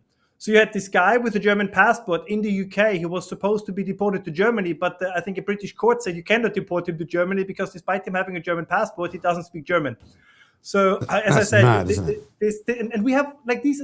We had another case recently in Austria where a guy was for Islamist sympathies, propaganda in front of court, and he had Austrian citizenship but didn't speak a single word of German.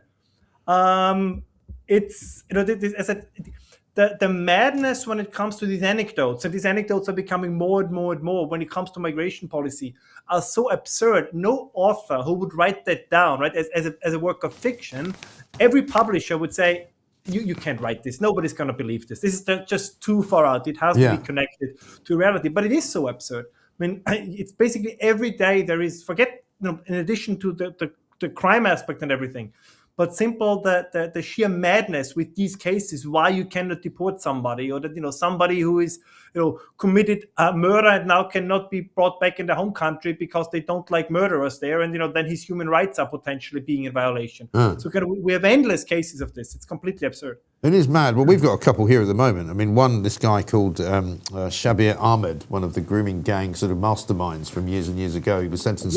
He was actually sentenced to 45 years in prison. He's only served 14, and apparently we can't deport him to Pakistan because we stripped him of British citizenship. And you're kind of going, what? Well, he's still a citizen of Pakistan. You just get him the hell on a plane and get him out. And all the politicians and all the political leaders are now saying we must be able to deport him, but apparently we can't. He's now out in the street. No, and I think a lot of these politicians have to be very careful. I don't know how many of your viewers have followed this new movie. I mean, it's all in all, it's a terrible movie. It's like very Charles Bronson, like Citizen Vigilante. Oh yes, and it was not officially banned in Germany, but it didn't get a rating, so no public, so no cinema can show it. You can call it a soft ban, if you will. And bless Elon Musk, who immediately put the entire movie on his X account. But what I found interesting is the way it resonated with people, all around the West. There is a growing segment of the population. Once again, I'm including myself in that says, listen, if the state is becoming more and more, I wouldn't even say incompetent, but unwilling to distribute justice. I mean, at what point are you really being called upon to do it yourself? Again, I'm not calling for it, but I'm just saying there might be a point in the future. I have to say this now, because if anybody from the British government is listening to this, they will revoke my British ESTA and I will no longer be allowed to come to the UK. Well, that's right. I mean, we've got a CPAC big thing coming up. I don't know if you're coming to that in July, which is, a big Nobody American organisation. Nobody? Really? I'm surprised at that. You should be there. I'll see if I can organise something. CPAC is kicking off in July. I'm going to be doing a panel show. I'm going to be there on a couple of days of it. Get me on your panel. And they've already banned that guy from Poland, the MEP. Yeah, the MEP. Who's Dominic somebody, his name is, right? Yeah. And I mean, he's a democratically elected member of the European Parliament, and the Starmer government has banned him from entering the UK. And you just think, he's suing him. Is he suing him? Good, excellent. Lee Harris is here, by the way. They did the same with Geert Wilders a couple of years back. I mean, the this is the thing. The so-called impossibility to protect your borders apparently does not apply when it comes to European or continental European politicians or commentators. No, it's again all very right. odd. I mean, he should just come on a dinghy and he can just walk straight in. I mean, nobody would care, But this is the problem, isn't it? I mean, because the other big thing that we've got here, and talking to your point about, people getting fed up with what's going on. We actually had a video 2 days ago of a Lib Dem council in West Berkshire, I think it was, and a Lib Dem councillor showing us round this very nicely appointed new block of flats, which has just been, refitted, and new kitchens, new bathrooms, beautiful windows. She's talking about how great it is, even down to the point where free car parking with an EV charging point as well. But these flats will only be available to Ukrainians and people from Afghanistan. I mean, as I said, you could not make that up. Like, Right. if you would have written this 10 years ago in a novel, you would not be able to get it published because they would say you're insane, you're inciting hatred, you're alarmist. It's reality has become satire, and I'm pretty sure that, as I always say, the people will not put up with this forever. Correct. It's so odd because, and I know I do it myself. We always look to the past and then project into the future. But we are very close, and I think in some areas at the breaking point. And if the government, and again, I take everybody in the West into this, if they don't start to see the writing on the wall, they will be very, very surprised what's going to happen. And again, I say, because I want to travel to the UK, I am not calling for revolution yet. Wait till you get here. But that would be better. There's a couple of people asking, actually, I think it was Catherine earlier, asking if you're going to Melbourne anytime soon. Yeah, here we go. We've got some... We've got some super chats? No, we've got some ladies asking about Ralph. Yeah, there's some ladies seem to be taking a bit of a liking to you, Ralph. Catherine's asking if you're coming to Melbourne. I love Ralph, says Margaret. As I always say, that the taste of the British people is impeccable. Margaret says, Ralph talks sense, is absolutely gorgeous. Is he single? Unfortunately not. No. Unfortunately not. But if he's a very lucky man. I'm swinging in Ralph's eyes. Sorry. I'm swimming in Ralph's eyes. That was a nice one as well. Yeah. Very good. Super. Yeah. So what's coming up in Austria at the moment politically? Because we don't know. We watched the football team. I have to confess, and I'm ignorant, sorry to be ignorant about it. I don't know much about the Austrian kind of political landscape at the moment. How's it looking? Which is very sad, because I always tend to say that, in fact, the Austrians were the first country that had a successful right-wing populist party starting in the 1990s with the Freedom Party. I mean, the party is 70 years old, but they were the first party to kind of see where things are going to, the direction in which they were moving. And they then very quickly moved from 5% of the vote share to 27%, and currently they're polling at 38%. Right. So this is always my argument, and I say this on every time when I'm on your show. I every time mention Enoch Powell, right? That the resistance within the people of Europe against mass migration starts de facto in the late 1960s. It has been ignored for 60 years. I mean, the patience of Europeans is something truly to admire, but I think that patience starts to run out. And change, I believe, is going to come, but the question is always, is that change going to go far enough, and is it going to come quickly enough? Yeah.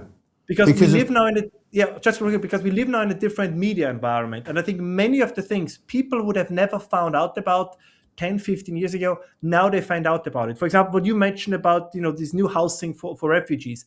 It is possible that maybe 10 years ago, only a handful of people would have known. But now, thanks to shows like yours and all these people that have in the alternative media that have an audience, now these things get out. Now people know about it, and it makes them angry. And it should make them angry, by the way. And I think this is something that is completely underestimated. This kind of show, we then get information from places like Plymouth, where it's the same thing is happening. We get it from Shropshire, where they've created a whole bunch of new build houses, £250,000 each, only for migrants. And people are going, how is this even happening? How is it possible? So they can't escape the scrutiny anymore. Yeah, you're absolutely right. And the thing is, this is not even managing a problem. Instead of solving it, it's making it worse.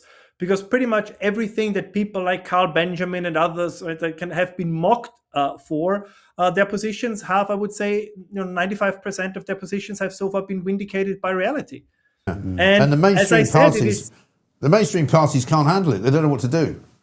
No, it is, and it's so odd because I really have the sense, a theme that you and I talk about quite regularly, but I really have a sense there is a significant number of non-British citizens abroad that feel more warmly and more patriotic towards the UK than a significant part of those who are actually in charge of running the UK. I mean, have you guys? I'm sure you have talked about this last week. Kind of this new resettlement scheme by the British Ministry of the Interior, which basically is supposed to make it easier for people from Sudan and other places to come to the UK. And where then, I mean, just listen to this.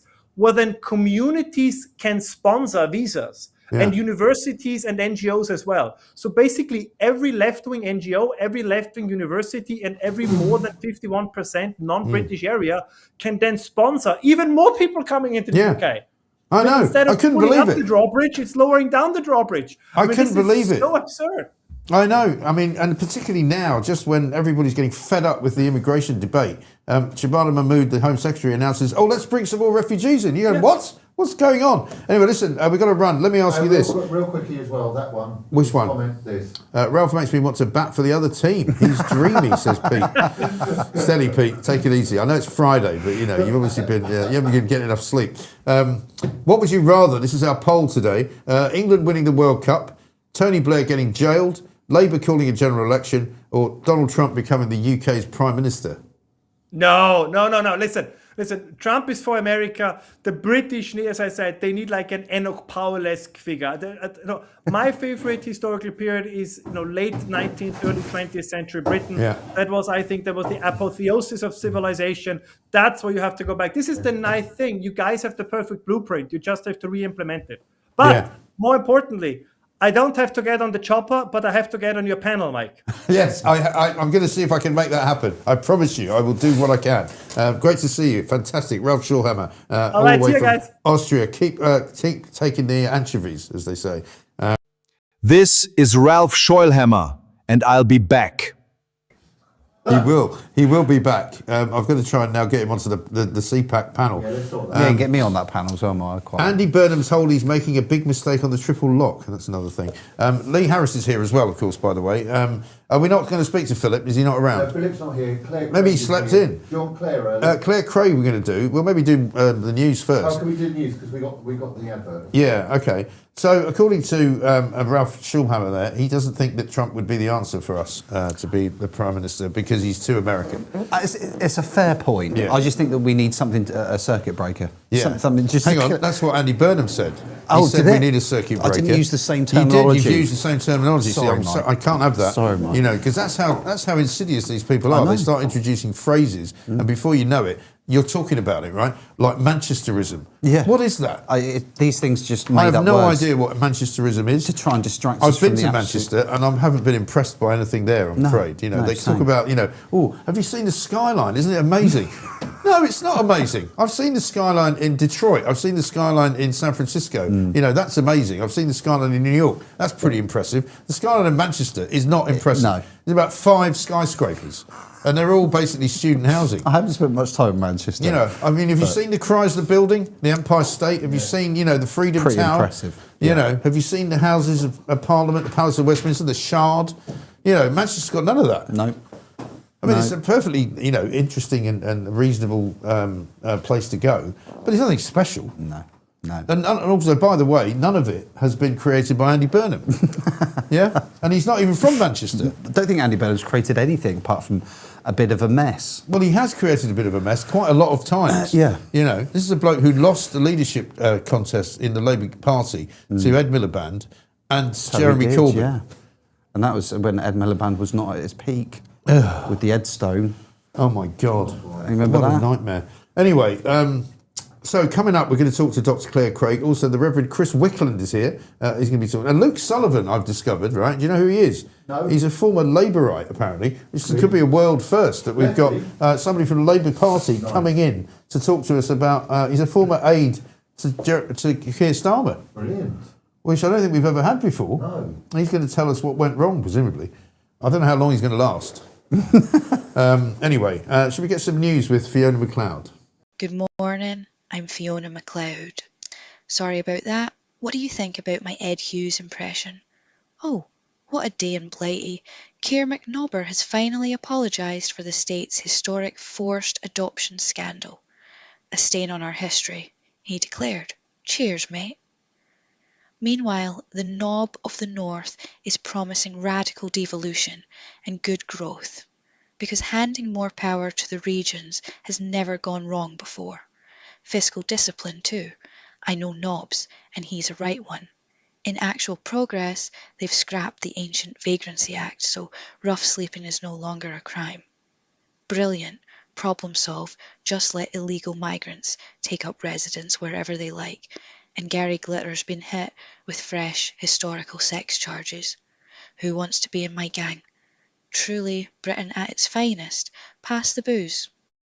This video is sponsored by Tally Money. I'm delighted to be joined in the studio by CEO and founder Cameron Parry. Cameron, very good morning to you. Nice to see you. Tell us what Tally Money is. Well, at Tally Money, you get a savings account powered by gold. So we give you a sort code and account number in your name, just like a normal bank account, but instead of sitting in pounds, you now have milligrams of gold that we brand as Tally. Okay. And how does it actually work sort of day to day? Do you check the gold price every day? Do you need to do that? How does that? We use the spot price, what's called the spot price in gold, and that updates every minute. It's a live price. We don't charge any premiums or FX margins on anything on that. You just go about your day as though it was any other mainstream foreign currency, except that you see all your transactions in real time and you're not getting charged international transaction fees and things like this. Okay, so if I move some of my money into Tally, because I've just opened an account, what happens to it? And is it one of those things that I'll just be watching all day to go, ooh, look what's happening today? You might do, but you've probably got better things to do with your time, to be honest, Mike. I don't actually think about the little movements in price, because I know over time that on average it goes up more than 12% per annum, and it has each year for the last 10 years. Bank savings products or current accounts just can't compete with that at all. But the main thing is my money's sitting there. It's my direct ownership of an asset. When I use my Tally card, in London to buy a cup of coffee, the merchant still gets pounds. Yeah, okay. To find out more about Tally Money and for a special offer for viewers of the Mike Graham Show, simply scan the QR code or click the link in the description right here. Welcome back to the Mike Graham Show. It's 8:33. You know what's interesting, Pooch? Nobody's mentioned the sign being the wrong colour. No. I've just noticed it. I think it got changed for Plonk of the Week. Loads of recommendations for fish, though. Should we change it back? How about that? Mike? Hey, look at that. There we go. I like that. Yeah. We've got fish recommendations. Yeah. Okay. Coley is nice as well. What is that? Coley's nice fish, yeah. Is it? Yeah, white fish. I've never had that. How about swordfish and halibut? Nice. I don't mind either of those. Yeah. I once had a row with a chef in New York because he kept giving me the swordfish undercooked. Swordfish-based row. It was a swordfish-based row, yeah. And it was undercooked swordfish. Nothing worse. Some people say you shouldn't eat it. You shouldn't eat it too well done, apparently. No. But I think we're about to talk about food actually because we've got one last Shakespeare quote. When Shakespeare saw a bandy-legged man, he said, "Behold, what manner of man is this who holds his balls in parenthesis?" Very good.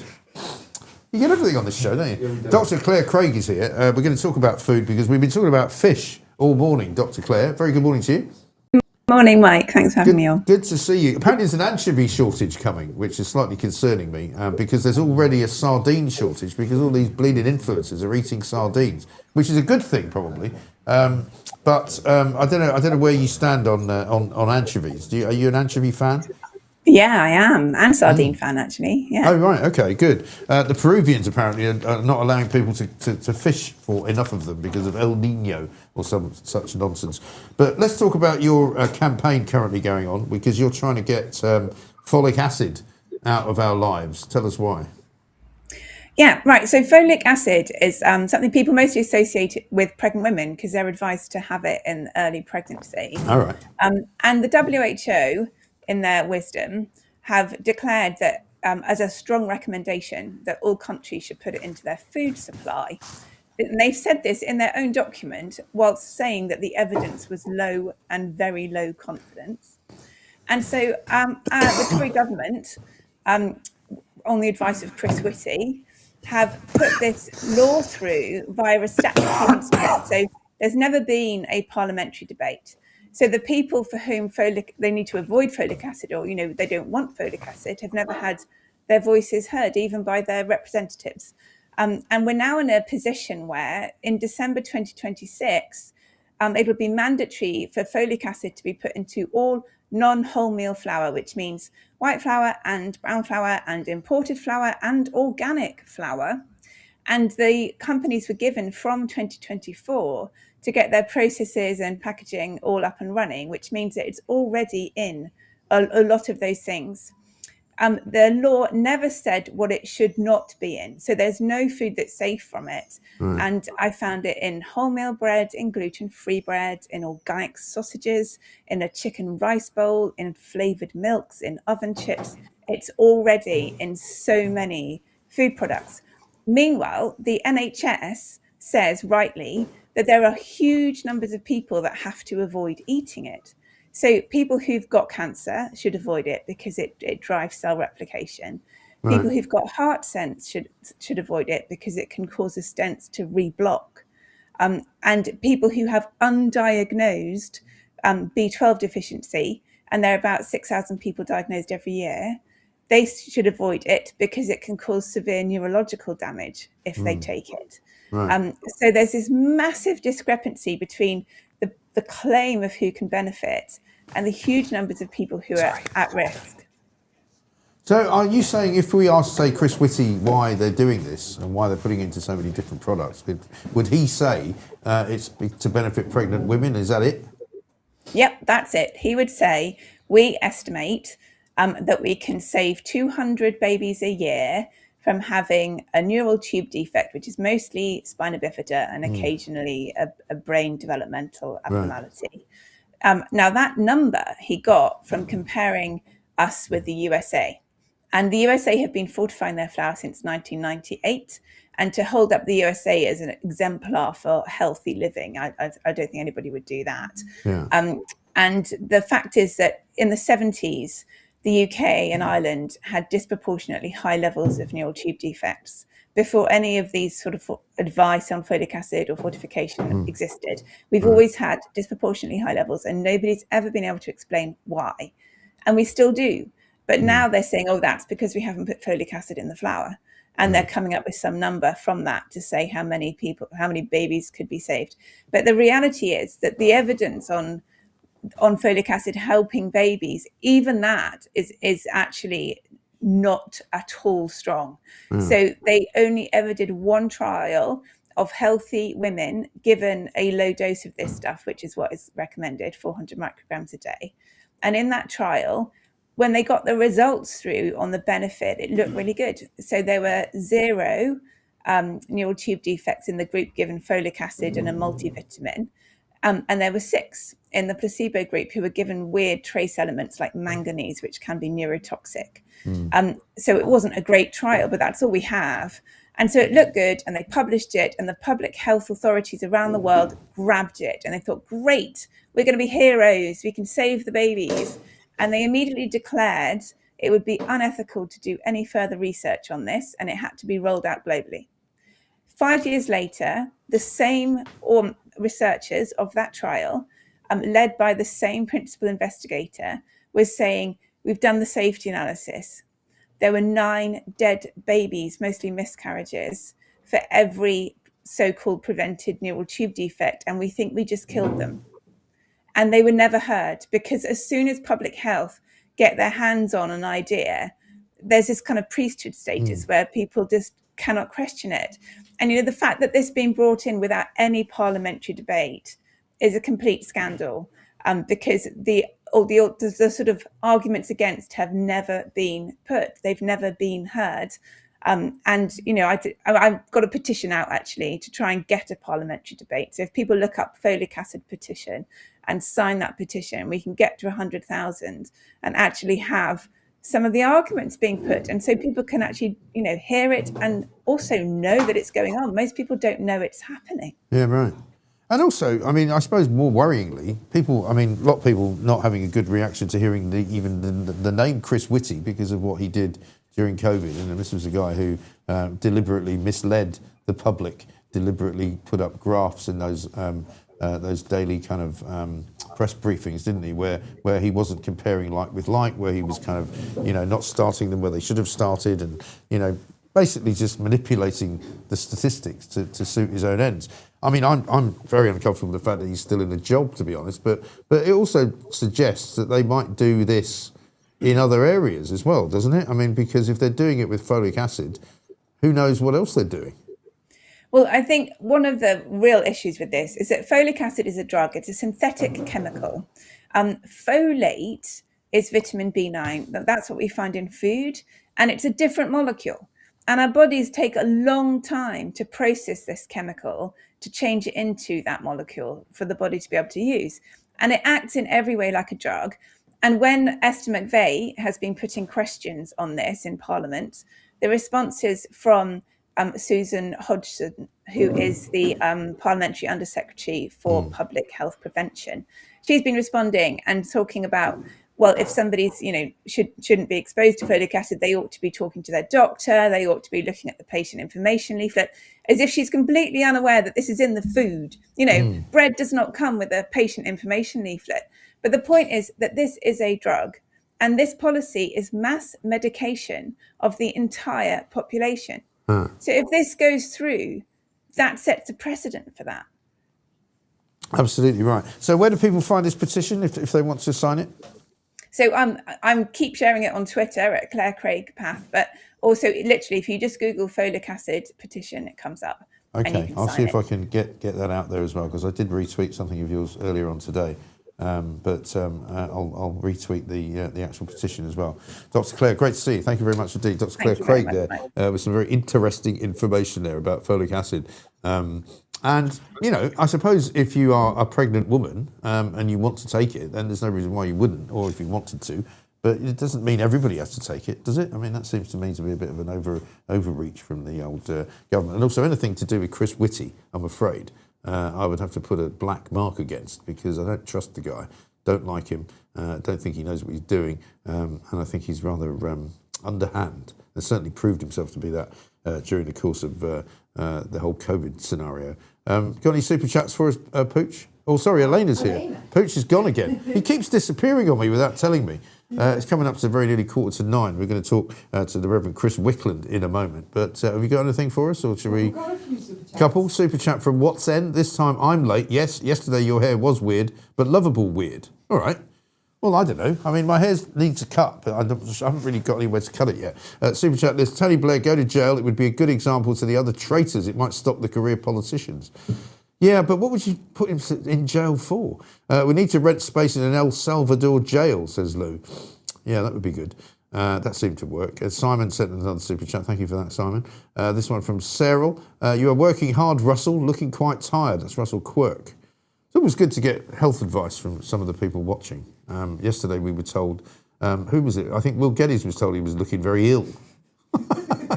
He's one of the fittest men I know. Anyway, let's say a very good morning to the Reverend Chris Wickland, the Vexed Vicar. Nice to meet you. Good to see you. Nice to see you. Now, it says here that you are from the Living Word Church Network in Hampshire. That's right. And you were known as the Vexed Vicar. Yeah. What are you vexed about? I'm generally, I basically started a YouTube channel and I'm just doing a lot of political commentary into what's going on in the nation right now, but bringing in a Christian perspective to it. Okay. Which is probably in the realms of the world that we're living in now deemed politically incorrect. Yes. But nevertheless, I feel as a Christian, I have to say and speak what the Bible says into what's going on in our nation now, which I think is, I'm sure you'll agree, we're in a bit of a state. We certainly are. Of a 2 and 8. We have been for a while. I mean, I always have a slightly wry smile on my face when people say, well, we are a Christian country after all. And you kind of go, well, yeah, but are we really? Yeah, that's right. And it's things that we keep seeing. So, for example, this week I mentioned about the king that's saying now he wants to be the king of the multi-faith. Yes. And this is just another erosion of that Christian heritage. I liken today's culture as being sat on a branch with a saw and just sawing off the branches supporting them. So people don't realise that the more that you erode Christianity, the more you throw it in the bin of we don't do that God thing anymore, you create a political and a spiritual power vacuum. And I think then part of that spiritual vacuum is that we're having other cultures and another religion that's slowly but surely becoming more prominent Yeah. and masculine in this Yeah. country and how it's dealing Well, it's with- Islam, isn't it? I mean, Yeah, yeah. some people are frightened of saying it. All I'm right, not Islam, frightened of there you saying go. it. Let's just say it because, I'm not seeing, the advance of Hinduism or the advance of Buddhism or the advance of, any kind of Chinese ancient, religious practices. No, what I am that's right. seeing is that we're being told, we don't do that God thing anymore, but they do, and you better leave them alone. Yeah, exactly. That's kind of what it feels like, isn't it? And when you see a king who seems to be kowtowing to that religion as well, we got no Easter address. Now, I appreciate typically we don't normally get an Easter address, but surely the king would know why not? that exactly. It's like it's the most important Yeah. day on the Christian calendar. Christmas is the second most important, but actually Easter is the most important day. So you think surely he would say something, but he didn't. He did a talk about Eid and various things like that. So again, it's Islam, Islam, Islam, Islam, and one of the things that concerns me is, we have the three key elements here in London, which are really important to Britain and its future, is that you have the Church of England, which ordains the monarchy. Yeah. Well, the Church of England have basically just turned, forgive me for saying a woke joke now, you've got the monarch who now wants to seem to be more interested in being the king of the multi-faith. And then Parliament serves at the pleasure of the king. And now we have a current government, which again seems to be quite anti-Christian, tiptoe totalitarianist, and again moving towards promotion of Islam with the Islamophobia laws and things. So all of this stuff, it just paints this picture that we are undermining our heritage, 1400 years, and it is that heritage that makes Britain what it is. I mean, Christianity has influenced our politics, it's influenced our culture, it's shaped laws, art, music, all of these things have been shaped through Christianity, a lot more than people realise. Things like hospitals, all of these things have come from welfare, all of these things come through Christianity, or certainly inspired by them. But now we're living in days where people just don't appreciate the freedoms that Christianity has given them, all the culture, they're throwing it in the bin. And I think where we're potentially heading for is a black hole of goodness knows where, and it doesn't look good. No, it doesn't. Because, you can have a separation of church and state, as we supposedly do, in the same way that they have in America. But that's the thing, we don't. Yeah. Well, we kind of do, don't we? I mean, you were talking about the way that the government runs. I mean, the government does not run, to me, as though it's in any way affected by the church, it would seem to me. So the state, if you like, in that sense, runs on its own, doesn't it? Yeah, so in America, they didn't want church and state. They wanted separation so that there wouldn't be one singular state church that the politicians, so to speak, would have to endorse. Right. Whereas here in Britain, we do have a state church, which is the Church of England. And this is what concerns me, is we have a state church which is also, again, denying its own heritage. Yeah. I was on BBC Radio 4 last year, and I had one of their vicars. Bad luck. I was on the Moral Maze, and he was having a real go at me, saying, "You're a Christian nationalist." And I was like, "Excuse me, but you're working for the Church of England. It says it in the name. Right. Your king is the head of the Church of England. So if there's anyone here guilty of Christian nationalism, it's you." But they don't seem to want to care for their own heritage and history. They're not following biblical orthodoxy. They're throwing that out the door, and instead following cultural Marxist ideologies rather than actually the teachings of Christ. How does the Church of England scenario work then with Britain? Because obviously the king is the king of the United Kingdom of Great Britain and Northern Ireland. He's not in charge of the Church of Scotland.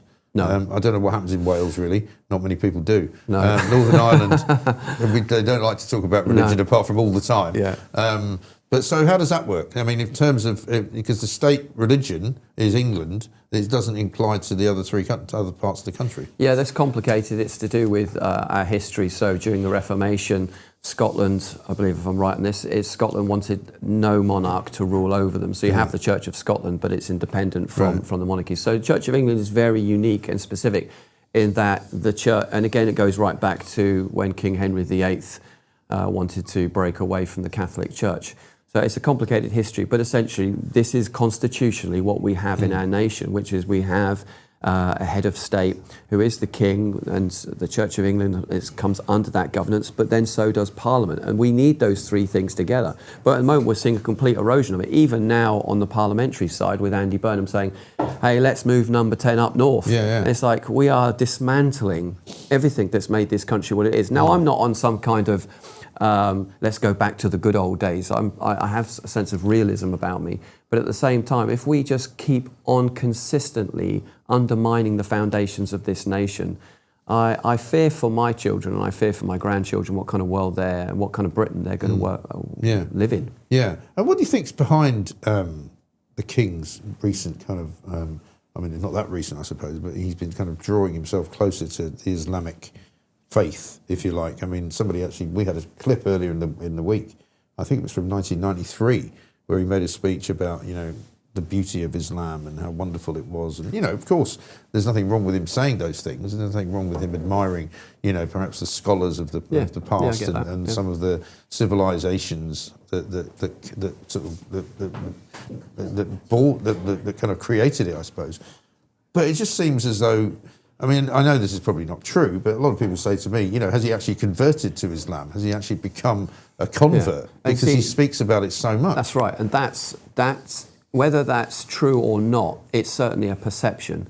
And when you've got a king that is putting out more content about Islam than he is about the Christian faith, and the Protestant Christian faith, which he is the defender of, then I think we do have a problem. I mean, you've worked in the news all your life. How things appear is really important. Yeah. And he appears to be one that seems to be favouring Islam over the religion of his fathers and his mother, which to me, I think is shocking. I mean, we're at this time now where, I remember the words of Oliver Cromwell, or at least it was in a film I watched, and he said the king is not above the law. Yeah. And the king can't just change constitutional law just because he feels like it. No. Now, there are some people saying, no, he hasn't changed constitutional law. But this is the problem I get with progressive liberalism. It's like, just shift a little bit, then push a little bit more, push a little bit more, and then where we're going to is really what we want to get to. And then those things in the past have gone.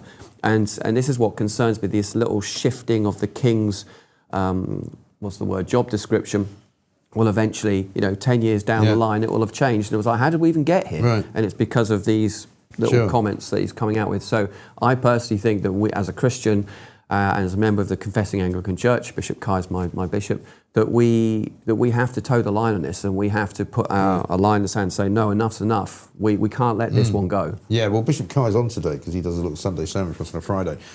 Interesting about Easter, what you said, because Easter, it seems to me, is a very good opportunity to talk about all sorts of things, because you can get into the whole idea of resurrection, of rebirth, of the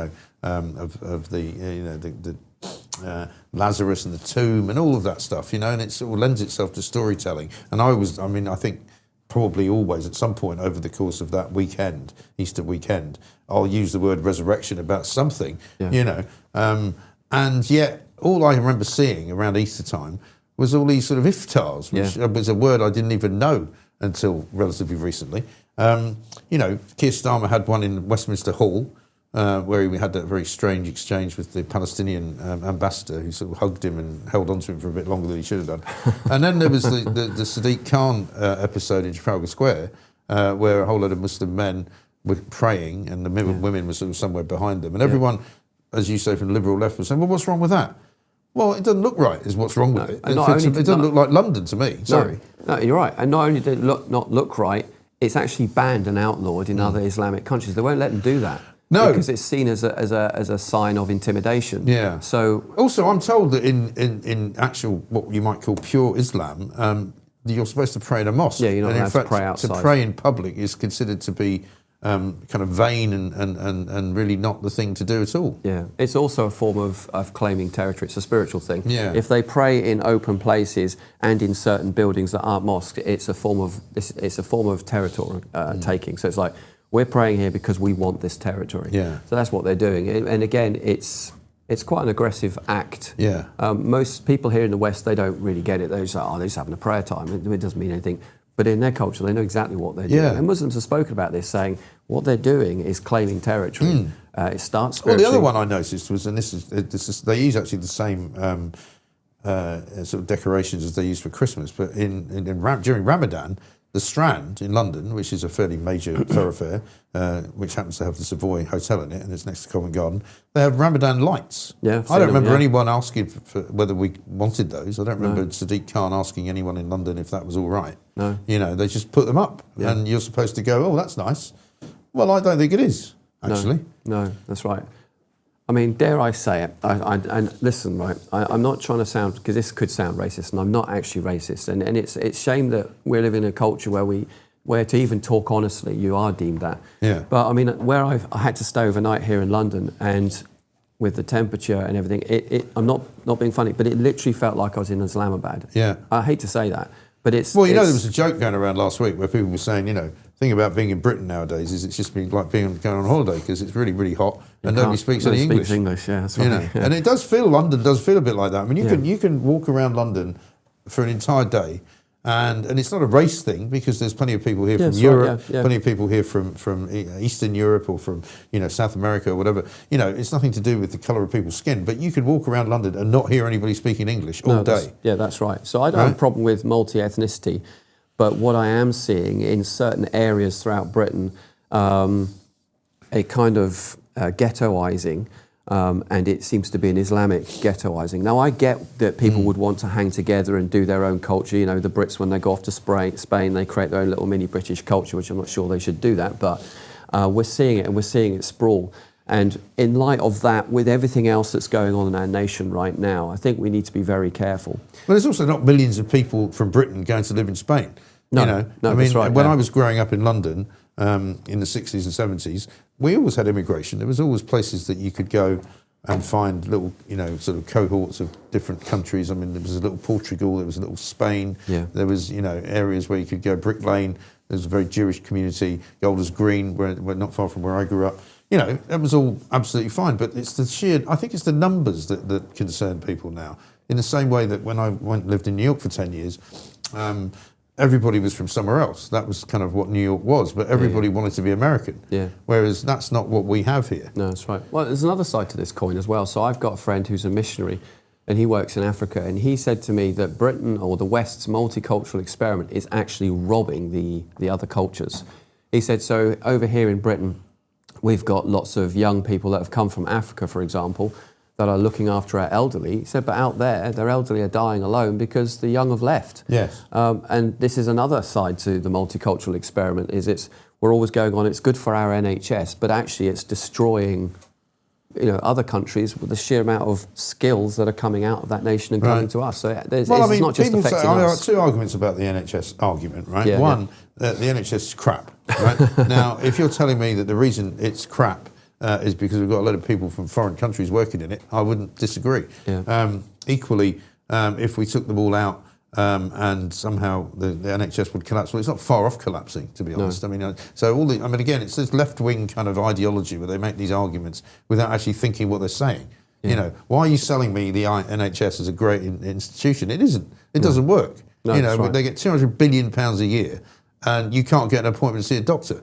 No. And if you do get an appointment to see a doctor, there's a pretty good likelihood if you have to get any treatment in a hospital, it will get cancelled. Yeah, I can't figure out what happened. After COVID, suddenly you couldn't see a doctor anymore. No. I just don't understand what happened. Well, I always use my... the people that have listened and watched me for a long time probably get bored hearing the same stories, but this is one of my favourites, is when, during COVID, people used to send in... I was one of the few people broadcasting from the studio in News UK, and people would send me pictures, and I got one from someone who'd been to their local doctor's surgery, and the sign on the door said, "Please do not enter if you are ill."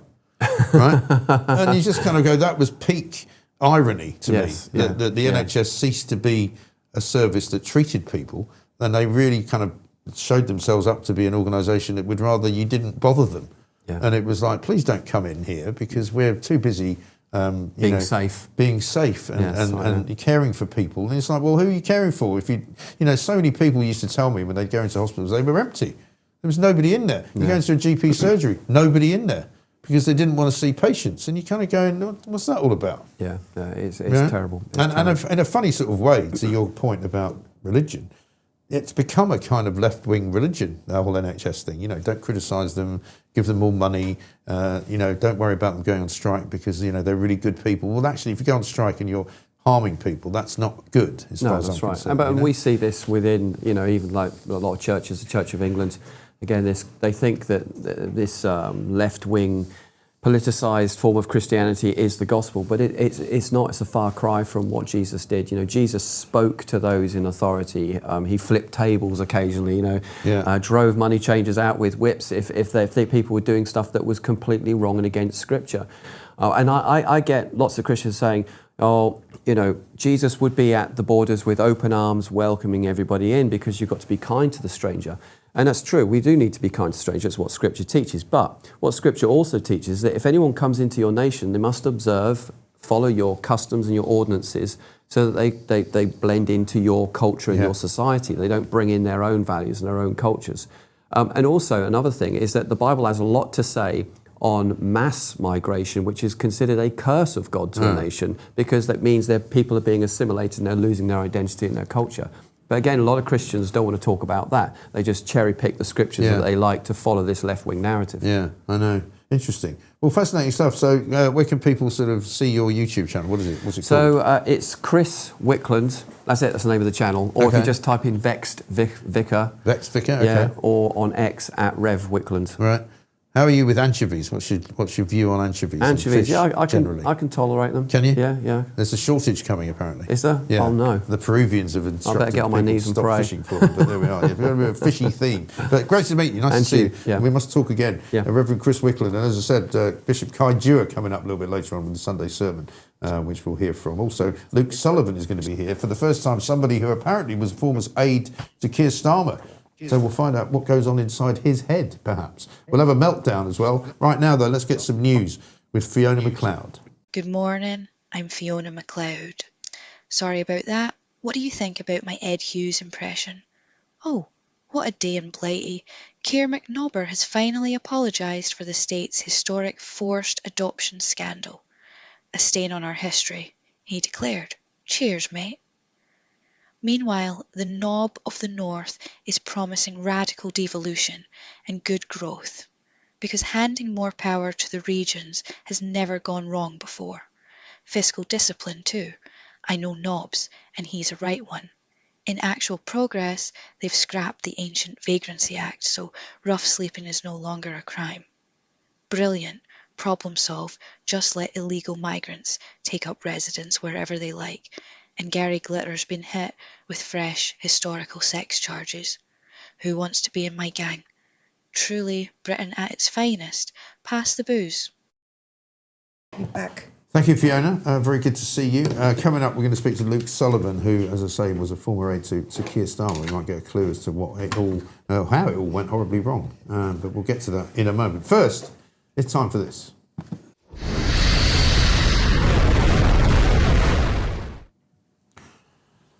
Technology is a wonderful thing, isn't it? I'm having a bit of a funny week with technology, really, and we've, of course, here at the Mike Graham Show, had to put up with the slings and arrows of outrageous fortune, since we're talking Shakespeare this week, as we have been, because quite often things go wrong. The cameras go a bit funny, or the sound, the microphones go a bit weird. Sometimes things play into the show when we weren't expecting them to. But I'll tell you what I'm really getting vexed by, we just talked to the vexed vicar there, is my phone. My phone seems to have taken on a life of its own, right? It was just the other day where I woke up, and I don't know if I told this story on the show, but my alarm system completely changed. You know, ever since we started this show in January, first week of January, I set my alarm for 5 o'clock every single morning. I normally wake up shortly before it actually goes off, but if I don't, I've got two phones. I've got one that just operates as an alarm clock, effectively, and one which is my real phone. But the real phone alarm suddenly just didn't go off, and I woke up and I thought, what's the time? Looked at my clock and it was 5:01. And I went, that's a bit weird, because I thought I'd set the alarm, because I set the alarm pretty much every night before I go to sleep. The other one did go off because it's the old phone, which has not been updating. And what I've noticed lately about the phone updating is that it keeps telling me, we cannot update your phone because there's not enough memory. So what we're going to do is we're going to put some of your apps to sleep that you don't use. And I'm like, you can't do that. Occasionally I have to get rid of some stuff, like, you know, every day on the phone, some of the clips that we use here go into a particular WhatsApp group, so sometimes you have to get rid of those. I get all that. That's fine. I understand all that. But I don't understand why, when I tried to then reset my alarm, it told me I had to go into the sleep department of my phone. because I was like, I don't know what that's for. I don't have any clue as to why that suddenly activated itself. And basically it was activated because it was linked to a health app that I've got, which is what I use to count my steps. It's what I use to kind of check on my heartbeat if I want to do that. But, you know, it monitors my sleep, but I have never asked it to. And now suddenly, the alarm section of the phone was going, would you like to set your sleep pattern? I was like, no, I don't want to do that. What time would you like to go to bed? I don't want to put that in my phone. I don't know. I try to go to bed at 10 o'clock every night, but it's not always possible. Depends. Depends on whether there's, you know, football on or something. Or I might be out. I don't know. But I'm not putting into the phone, I go to bed at 9 o'clock every night and I wake up at 5 o'clock every morning. I'm not putting that in there because that's not what I want to do. So this morning, I think Pooch and I managed to take a look at the phone and fix that. So hopefully, I'll test it out tomorrow morning. Hopefully, it's not going to happen anymore. So we managed. But, you know, you shouldn't have to outlaw things on the phone that it's suddenly done automatically without asking you, right? Because then the next thing that happened was today I wake up and I thought, the old calendar looks a bit bare because it had wiped every single appointment that I've got in my calendar. Because I don't keep a diary. Nobody does anymore, do they? You know, remember the days when you used to keep a diary and you used to write things in it. Meet so-and-so on Wednesday at 10 o'clock. Now you put it all in the phone, right? So I put it all in the phone. I've got all of these. I've got a lot of parties to go to, and I'm not complaining about that. A lot of parties to go to over the summer. And now I have to look them all up again to see that I haven't missed any, right? I've been invited to Bob Stewart's place, and now I can't find the invite, so I don't know when it is. I think it's in August sometime, but I'm not sure. I've got one this weekend that I'm going to on Sunday. I've got another appointment next week. I've got 2 or 3 things to do the following week, but I had to enter it all manually or look it up somehow on a message I got from someone. It's ridiculous. Why has it wiped every single appointment that I've ever made? Why has it done that? That's not what phones are for. They're not supposed to be bloody, you know, automatons that take over your life. Leave me alone. I don't wish to be told when to go to sleep, when to wake up, and I don't wish you to completely do away with all of my stuff that I've put into my calendar, right? Bloody ridiculous. Oh, Charlotte's just told me it's in July. She's got the details. Well, can you send them to me? Because I've lost them. I don't know when it is. And he's going to think I haven't turned up, when in fact I've just not got the invitation anymore. Anyway, that's my rant. I'm sick to death of the way that the phone is kind of now operating as if it's running my life, as opposed to the other way around. And that's my Friday meltdown.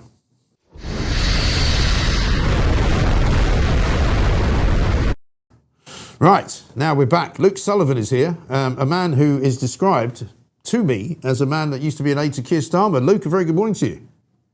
Good morning. How are you?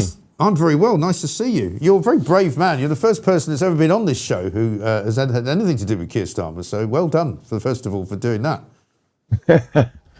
Now, is that a good thing or not? I don't know. Well, I think it's always a good thing because I'm not actually. I mean, people think I'm. You know, my bark is probably worse than my bite, to be honest. But I've got a clip here to show you because this came across the desk this morning. It's Morgan McSweeney talking about his time working with Keir Starmer and working on sort of the project, if you like. So let's have a look and see what he's got to say.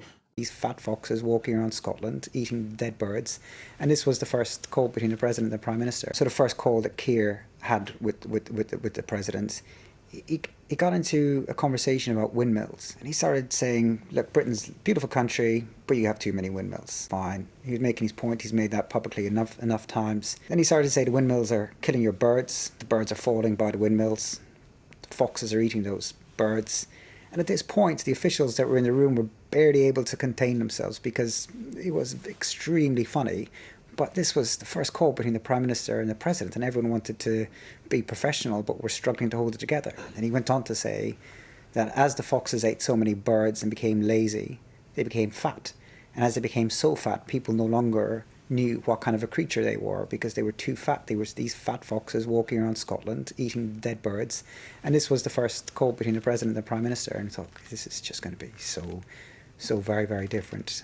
Did Keir Starmer allow himself to laugh? No, he just held it together. I don't know how. He was just absolutely contained himself. No one else in the room did. It was Donald Trump trying to be funny. Yeah. So that doesn't give you much insight into the actual running of government, but it does give you an insight, I suppose, a bit into Morgan McSweeney. I mean, he's on the front page of the I newspaper today saying that Labour failed to prepare for power before winning the landslide. Well, that wasn't the message that everybody got, was it? The message that everybody got when Starmer was about to be elected was, we're ready for government. We've prepared everything. We're ready to roll. We're ready to hit the ground running and all of that. So what went wrong? Yeah, I mean, I think Morgan's right in the sense that they did not prepare, and that was a big problem for the Labour Party. And I think, you know, there's a famous quote from Mike Tyson, which is, everyone's got a plan until they're punched in the face. And unfortunately for Keir Starmer and the Labour Party, they didn't have a plan. Yeah, but he said he had a plan. I mean, one of the things he made very clear, and there's a great clip, I think, because I remember we used to play it all the time in 2024, and I think it was July the 3rd, the day before the election, where he literally said, you know, we have got we've got a plan for every single government department. We know exactly what we want to do. We've been waiting 14 years for this, you know. But as soon as he got in, on a sort of ticket of transparency, of being different, of no cronyism and all of that, it all kind of started falling apart. Immediately the Lord Alley stuff started coming out, you know, and that was within days of getting in. Yeah, I think that's right. I think Keir Starmer and the Labour Party said they had their plan. It wasn't clear to the people who were in government what that plan was, and I think that has been one of the big problems. And yeah, I mean, we're not even 2 years from the day of the last election, and Keir Starmer is out as Prime Minister. Yeah. And the problem now is, right, Andy Burnham, who McSweeney now says he's optimistic about, is kind of entering, if he does enter Downing Street, as everybody expects him to, in the same kind of way, because he's going to tell us he's got a plan, but he really kind of doesn't, does he? Well, look, we don't know. I mean, Andy Burnham is, look, he will be the next Prime Minister. He'll be the Prime Minister in 2 or 3 weeks' time. I think from the Labour Party's point of view, everybody has got a lot of hope in him, and they are hoping that he can build a plan, that he can build a governing function in the next 2 or 3 weeks. And it is that, you know, the stakes are incredibly high. Isn't it rather disappointing from a Labour point of view, though, that despite the numbers of parliamentarians that there are, despite the front bench and the cabinet and all of that, that they couldn't find somebody to take over from Keir Starmer, and they had to go and sort of seek help outside of the parliamentary estate and go and find Andy Burnham to come in, who's already lost 2 previous leadership races? Yeah, look, I think on that, I think there is an interesting point, which is in many other fields, I think people have, you know, they are improved by, you know, their successes, their failures. I think it's funny in politics that we don't, you know, have the same view. And look, Andy has tried, he's been very clear he wanted to lead the country and the Labour Party for a very long time. I think it's refreshing that he has gone off and done something different. And look, there is a lot of hope, and there's a lot of hope in Andy Burnham. He's got very, very high expectations. I do hope he does find a way of galvanising the country, because, you know, look, the Labour Party have got to make it work. And if Andy doesn't find a way of making it work, I think we are headed for a reform government. But if Labour was a used car salesman, right, I wouldn't buy a second car from them after the first one broke down literally just after 2 years, which is kind of what's happened. You know, we had Sue Gray was put in charge of the first 100 days of government. She didn't even last 100 days. She lasted 93 days, and that was it. That was the end of that. So, you know, Morgan McSweeney, we were told, was some kind of genius because he managed to get Keir Starmer elected. But it turns out that he made some of the worst mistakes that anybody's ever made. It was down to him that Peter Mandelson got hired. You know, there's one thing after another, and it's just, if you were to say to me, put your faith in Labour, you know, because Andy Burnham's our last hope, I'd be running at 100 miles an hour in the opposite direction. Well, look, I mean, I think everybody wants this Labour government to, you know, succeed, whether or not you're a Labour supporter or not. I don't. I think, well, look, yeah, but I think you have the best interests of the country at heart, right? And you that's why I want a general succeed. election to get them out.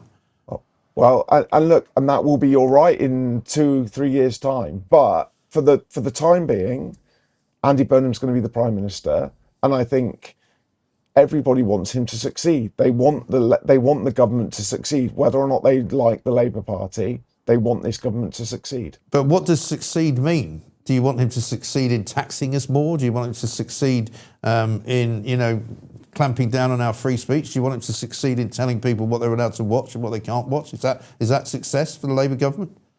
Look, I think success is our public services improving, sorting out the problems that were inherited under the Tories on our borders. So making sure we have secure borders, making sure our public health NHS works, making sure that people have good schools, and that our elderly but all are of looked those after. things have got worse, haven't they? That's the problem. And I mean, unfortunately, I'm not sure. Yeah, I'm not sure. Everybody knows the NHS waiting lists have not been cut. They've just been they've been going down. just been They've been going changed. No, they've gone down, but they haven't. I'm not disputing they've gone down, but they haven't gone down as a result of more people being seen. They've gone down because people's names have been taken off the list. Simple as that. Or they've been appointed in different ways. That's what's going on there. Our borders are not more secure than they were. In fact, if anything, they're less secure than they were. Our defence is in tatters, right?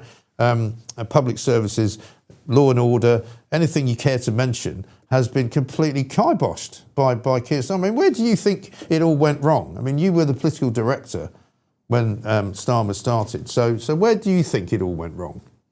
Well, where do I think it went wrong? I mean, look, I think it goes to that part of there wasn't a plan for government, and that's the sad fact. But you were the political director, though. Did you think there was a plan? Well, I think a lot of people thought there was a plan. What did you think, though? Did I think? Well, I think there were people tasked with coming up with the plan, and I don't think they necessarily delivered. Were you not one of them? And it was, well, no, I wasn't. I wasn't one of those tasked, and it was, there were individuals responsible. They were responsible for coming up with the plan, and they didn't come up with it. Okay. So what were you responsible for as political director? So I was responsible for the then leader of the opposition's political relationships with his front bench, with his MPs, and look, I think we had plans for government that weren't taken through. Oh, so you had a plan, but they didn't follow it. I mean, I think we had plans around what we would do in government, and I don't think they were necessarily. So did you up. leave? You left before they got into government. Yeah, right. I left on the election. Okay, why? Well, I mean, I think I was quite a high-profile casualty of some of the rows that were going on between, people like Sue Gray and Morgan McSweeney, and yeah, I left on the election. Okay, so Morgan McSweeney did for you, did he? I don't think I'd express it quite like that, but yeah, I left, and look, it was a sad time for me, but it was the right thing to leave. Yeah. Okay. And so, in terms of what Keir Starmer does next, he says that he wants to stay on as an MP, which I never think is a good idea. What would you advise him to do? Look, I think it's a benefit that we have prime ministers, ex-prime ministers still in Parliament. I think Keir is somebody who has got an immense sense of public duty, and I think it's right that he sees out his term if that's what he wants to do. All right. Listen, Luke, I like you. I think you should come on regularly and be a critique to be the critique of Andy Burnham's, planless plan, because I'm sure he won't have a plan either. Look, I think we all want Andy Burnham to succeed. We want the country to succeed, and look, whether or not you support the Labour Party or not, we all want this country to do better. I want the country to do better, absolutely. That's why I want an election, but as we said. But listen, Luke, good to see you. Thanks for coming on. Nice to see you. We'll talk again. Take it easy. Luke Sullivan there. Interesting. Thank you. They didn't have a plan, apparently. I couldn't stop laughing. I was trying not to laugh loud enough so you'd hear it on the feed. I was trying to stop myself. He seems like he does seem like a... And I mean, it's good. He gets full marks for coming on because he's the first person from Labour who's ever been on this show. Right? I think he articulated, without, I don't think, meaning to do it, right, that it sounded like an absolute disaster on the run-up. Total car crash. Absolute. I mean, it just shows that Labour, we knew this anyway, that Labour didn't have any coherent plan running up to the election at all. Because I'm not even sure that they thought they were going to win it, because I don't even remember at the time. I think we all had a sense that the Tories were going to get absolutely battered. Yeah. But I think we were just waiting to see if it would actually happen. And I think Labour were probably very much similar to that. Some of their focus groups, I think, probably wouldn't have given them the answer that they wanted. But it's just confirmation, isn't it, of what we're hearing? And I can guarantee you that it'll be exactly the same with Andy Burnham. Yeah. Of course he hasn't got a plan. He didn't even know he was going to be Prime Minister until a matter of, a month ago or something like that? Yeah. He's been parachuted into this safe seat-ish in Makerfield, and now he's going to be Prime Minister. And do you know what I was thinking the whole time I was listening to him, Mike, was Labour have over 400 MPs. Yeah. 400. Yeah. Why is it that they have to parachute Andy Burnham? Yeah. Of all people. Exactly. What about, I don't care, but I'm just going to pretext what I'm going to say. I don't care what colour you are, whether you're man or woman, I couldn't give a shit. Apparently they do in the Labour government because they don't want any women in there. Well, this is the point I was going to make. Haven't ever had a woman. They almost have to make a point now of appointing a woman, even though that is wrong. You should appoint based on merit. You should have a leader based on merit. But I would be going out of my way as the Labour Party, right, to desperately... Shabana Mahmood... I'm no fan of hers at all, right? I don't think she... But she could have theoretically been a candidate to run the Labour Party. Yeah. I mean, what on earth are they playing at? How come she doesn't even get a look in? Like I say, all of these people in my mind, Mike, are all going to destroy the country. Yeah. But just from a pure optics point of view, how is Andy Burnham just strolling in past 400 MPs who've put the hard what makes graft him in? think that anybody wants him to be Prime Minister? I don't know who don't made want him to that. be Prime Minister. It's I mean, insane. Luke was there saying, I think everybody wants to see this Labour government succeed. I don't. No. I want to see him fail because I want to see him going to the country and saying, do you actually want Andy Burnham to be Prime Minister? Because I think we have that, right, don't we? I agree, and I want to see as much chaos and disaster as possible because not because I want my country to do badly, but it's because I love my country, and I want this Labour Party to be out as soon as possible. They've done so much damage, Mike, in such a short space of time, to the economy, to the social contract, social cohesion, and it's getting worse. I mean, like we were mentioning earlier about Shabana Mahmood sounding good, 1 minute, and the next minute she's opening up brand new routes, doing the completely opposite of what the public want them to do. They're completely detached from reality. The more time that this government has in office, the more dangerous it is for all of us. That's why I want them gone as quickly as possible. And you know exactly what's going to happen. Andy Burnham's going to come in, and we've seen it from the front page of the Times today.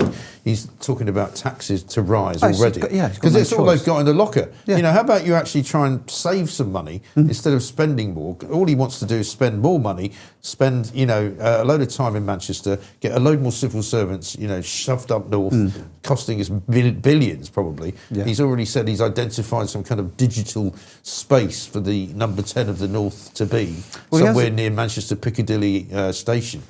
Nobody wants that. Didn't he lose 100 million on some sort of transport plan? As he well? tried to put a ULEZ. He tried to put a ULEZ zone in, right? Yeah. And going all the way through to building a network, putting cameras up, that was it, creating bus lanes, bus gates, and all this kind of rubbish, and then decided that the public actually didn't want it, and so he just cancelled it all. So he's not even got a good economic kind of history. No. He's done nothing good with that money. he can actually hang his hat on. The one thing that he claims that he did, which some people would say, well, he probably did, is he capped bus services in Manchester, in Greater Manchester, and he made it possible to travel around for £2. But that wasn't really anything special because he used public money. He spent about 200 million quid doing it. It seems to me that Andy Burnham is just vibes at the moment. There's nothing. There is literally nothing a pair of more eyebrows. to him. There's a pair of He's eyebrows, a pair of eyebrows. and a You black could have two t-shirt. eyebrows. If you were a cartoonist, you just do two eyebrows, no face, no brain, no body, just two eyebrows. Yeah, and he's made hints, hasn't he, that he's going to cut welfare. I'll believe it when I see it. I'll believe it when I see it. Maybe he is the man to convince the backbenchers that he can change their minds slightly enough for them to vote something through. I don't know, cutting the two-child benefit cap or whatever it was.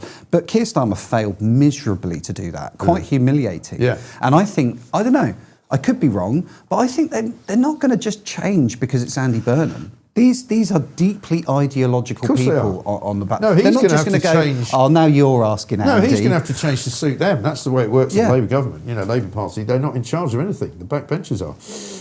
Anyway, Lee, great to see you. Thank you very much. Thank I'm you going to for say having thank you me. only because I'm not being rude, but we've got to talk to Bishop Kai Dewar now because he's got his Sunday sermon for us. And then we're going to do something different this week. We're going to do Plank of the Week as the last half hour of the show. And we've got Marilyn Hawes, we've got Sophie Corcoran. So we've got plenty to do and not that much time to do it. Bishop Kai, very good morning to you. And a good morning to you, Mike. Lovely to see you. How are you? Very well indeed. Good to see you. We had a colleague of yours in earlier. The Vexed Vicar was here. Wonderful who Father said you were Chris his- Wickland, one of my gloriously astute and passionately patriotic priests in the Confessing Anglican Yes, Church. I thought he was brilliant. So we'll definitely have him back. And he said that he declared that you were his bishop. So you got a name check as well. I am proud to be his bishop and proud of the priest that he is.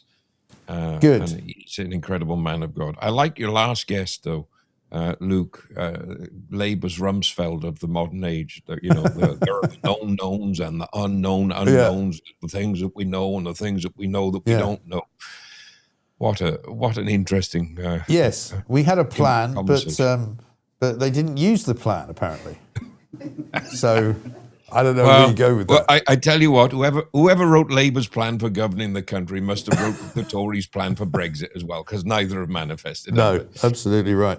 Now, as ever, I've been remiss in not leaving you enough time, so I'm going to go straight to the sermon, if we may. So please tell us what you want to say this week. Well, let's rock and roll. My brothers and sisters, there are moments in the life of a nation when hope feels almost irresponsible. We look around us and see headlines that weary the soul. Families are under pressure. Communities are anxious.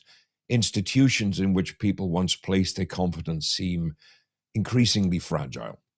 Many wake each morning carrying burdens that no one else can see. There are people listening to us today who have smiled all week whilst quietly wondering how much longer they can carry the weight that rests upon their shoulders. And yet, it is precisely into such moments that the Holy Scripture speaks its most astonishing words. The Apostle Paul writes in Romans chapter 15 and verse 13, "Now may the God of hope fill you with all joy and peace in believing, that you may abound in hope by the power of the Holy Spirit." Notice what the Apostle Paul does not say. He does not call God the God of optimism. He does not call him the God of positive thinking. He does not even call him the God of favorable circumstances. He calls him the God of hope. See, my brothers, my sisters, hope is not pretending everything is fine. Hope is not closing our eyes to reality. Hope is not looking directly into reality, seeing every storm, every sorrow, every uncertainty, and yet we are able to lift our eyes beyond them to the one who reigns above all of these things. Christian hope has never depended upon the strength of the age. It has always depended upon the sovereignty of Christ. When the early church received these words from Paul, they were not living through peaceful days. They knew painful persecution. They knew complete uncertainty. They knew governments that, that they could not trust, and cultures that often despised them. Yet, Christianity did not merely survive. It transformed the world. Because hope is never measured by what surrounds God's people. Hope is measured by the God who surrounds his people. King David understood this. He wrote in the 27th Psalm, "I would have lost heart unless I had believed that I would see the goodness of the Lord in the land of the living." I absolutely love those words. I would have lost heart. But David does not pretend he was immune from discouragement, and neither, my brothers and sisters, should we. Faith is not the absence of struggle. Faith is the refusing to surrender to that struggle. There is a truly profound difference. Perhaps today you feel that your own strength is almost exhausted. Then remember that Scripture never asks you to place your confidence in your own strength. The prophet Isaiah declares, Those that wait upon the Lord shall renew their strength. They shall mount up with wings like eagles. They shall run and not be weary. They shall walk and not faint. Not because they discovered hidden reserves within themselves, but because they discovered inexhaustible strength within God.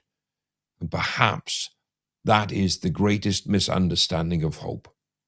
We often imagine hope begins when circumstances improve. The gospel tells us that hope begins when Christ enters the circumstances. The empty tomb did not appear after the disciples had recovered their courage. It was the empty tomb that restored their courage. Jesus did not wait for perfect conditions before revealing his resurrection. He stepped into frightened rooms where doors had been locked for fear. Into those anxious hearts, he simply spoke, "Peace be with you."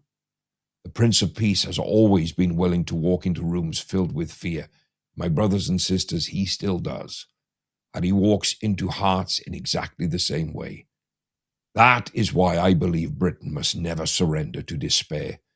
Nations have known darker days than ours. Churches have endured greater trials. Families have survived much deeper grief. And individuals have walked through valleys far longer than the ones that lay before us today. And in every generation, God has quietly preserved a faithful people. Not always the loudest, not always the most celebrated, but always those whose knees remained bent in prayer and whose eyes remained fixed upon Christ.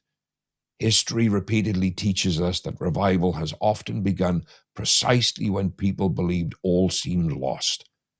But God's greatest works frequently begin where human confidence finally ends. That is why the psalmist says, "God is our refuge and strength, a very present help in times of trouble." Not merely after trouble, not merely beyond trouble, but in those times of trouble. For God is present. He is near. He is always faithful. So today, wherever you find yourself listening, perhaps driving to work, sitting alone, perhaps carrying concerns known only to God, I want you to hear this. Your future is not ultimately written by today's headlines. It is not written by economists. It is not written by politicians. It is not written by those who profit from fear. For those who belong to Christ, history itself remains under the government of Almighty God. The cross appeared to be defeat, but it became the greatest victory that history has ever known. The sealed tomb appeared to be the end, but it became the doorway to eternal life. What looked like Friday was already moving towards Sunday morning. And perhaps someone listening today is living through their own Friday. My brothers, my sisters, hold on, for Sunday is coming. Not because life is easy, not because suffering is imaginary, but because Christ is risen. And because he lives, hope itself still lives. So let me leave you where St. Paul leaves us. Now, may the God of hope fill you with all joy and peace in believing, that you may abound in hope by the power of the Holy Spirit. Not a little hope, not surviving hope, abounding hope. Hope that overflows into families. Hope that steadies communities. Hope that strengthens churches. Hope that encourages neighbors.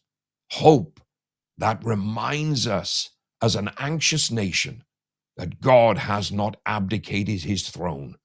The Lord still reigns. Christ is still building his church. The Holy Spirit is still drawing men and women to eternal salvation, and the light still shines in the darkness.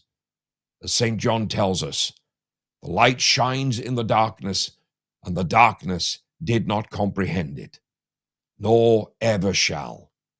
My brothers and my sisters, may Almighty God, the Father, the Son, and the Holy Spirit fill your heart with his peace, strengthen your hands for every good work, lift your eyes above every fear, and grant you such an abundance of hope that others, seeing Christ in you, may discover hope for themselves. Amen. And I'm just going to show you this to get you on your way for the weekend. This came in the post the other day, and it's a coaster with your picture on it. Well, so, that's a change because it's normally a dartboard. Well, I was going to say, next time you come in, we shall present it to you and you can take it home as the ultimate tribute. But listen, brilliant. Thank you so much. Good to see you as ever. A marvellous message. Have a fantastic weekend. And thank you very much indeed, Bishop Kai Dewar there. Brilliant. Absolutely brilliant stuff. We're going to rush through Plank of the Week very shortly. Sophie Corcoran's here, Marilyn Hawes as well. A couple of super chats first, perhaps. Shall we do? Yeah. One here from Sassy, who says, Russell, it states Charlie Maynard's career before being an MP was an international investment advice company. Very convenient for them. Yeah, that explains why he makes so much money. Seaside Babe, how far has the UK fallen? The UK banned the life of Brian, yet now our king seems to favour Islam over the Church of England. Yeah, that's not great, is it? We were talking to the vexed vicar earlier. Ron says, what they are doing to Farage is exactly what they did to Trump before the last US election. Constant investigations and accusations. And he got through it. Jane says this, I would like to take this opportunity to wish all our American cousins a very happy 4th of July. Enjoy. Yeah, that's of course tomorrow. Shallin says this, Andy B is a Fabian socialist, nothing will change. Burnham, that's right, nothing will change. And this from Canadian Girl, thank you very much. Anything else, is that it? Well, there's one more. One more? Last one. Final one. Uncle Joe, you know it's time to revolt when we cannot deport the paedophile ringleader and the godfather of people smuggling of the jungle. The whole system in government needs a good ringing. It does. Absolutely right. Nothing's working and it's all going horribly wrong. So now it's time for this. Live from London, it's Plank of the Week with your host and show creator, Mike Graham. A very good morning and welcome to Plank of the Week. And we're doing this for the first time inside the show because we're going to be trying to move a few things around as we try to do more shows and we try to do a few different sort of, adjustments to our channels as we launch UK Live.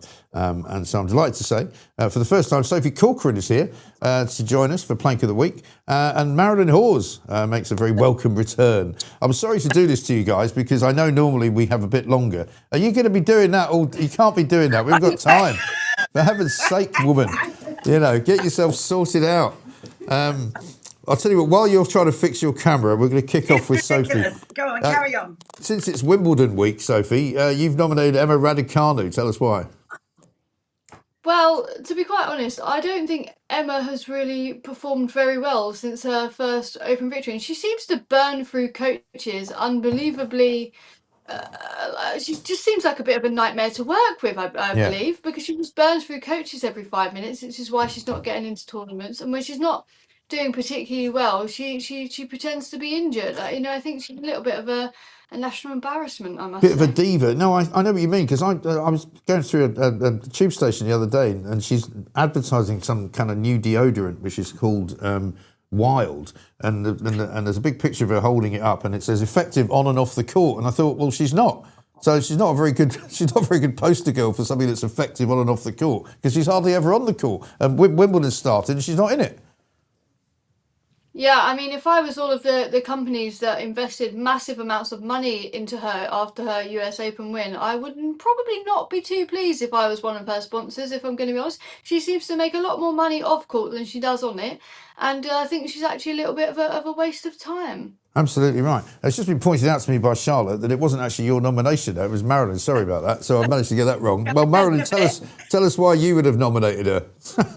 I would have nominated her because I think she's highly overrated. I really do. I think she's a complete wilting lily, and she's taking the sponsors for a complete ride. I think just using her image to promote. But she's the only tennis player that never plays tennis. I know, it's weird, isn't it? I don't know what that's all about. All right, so why don't we do your other one, Marilyn, which is... I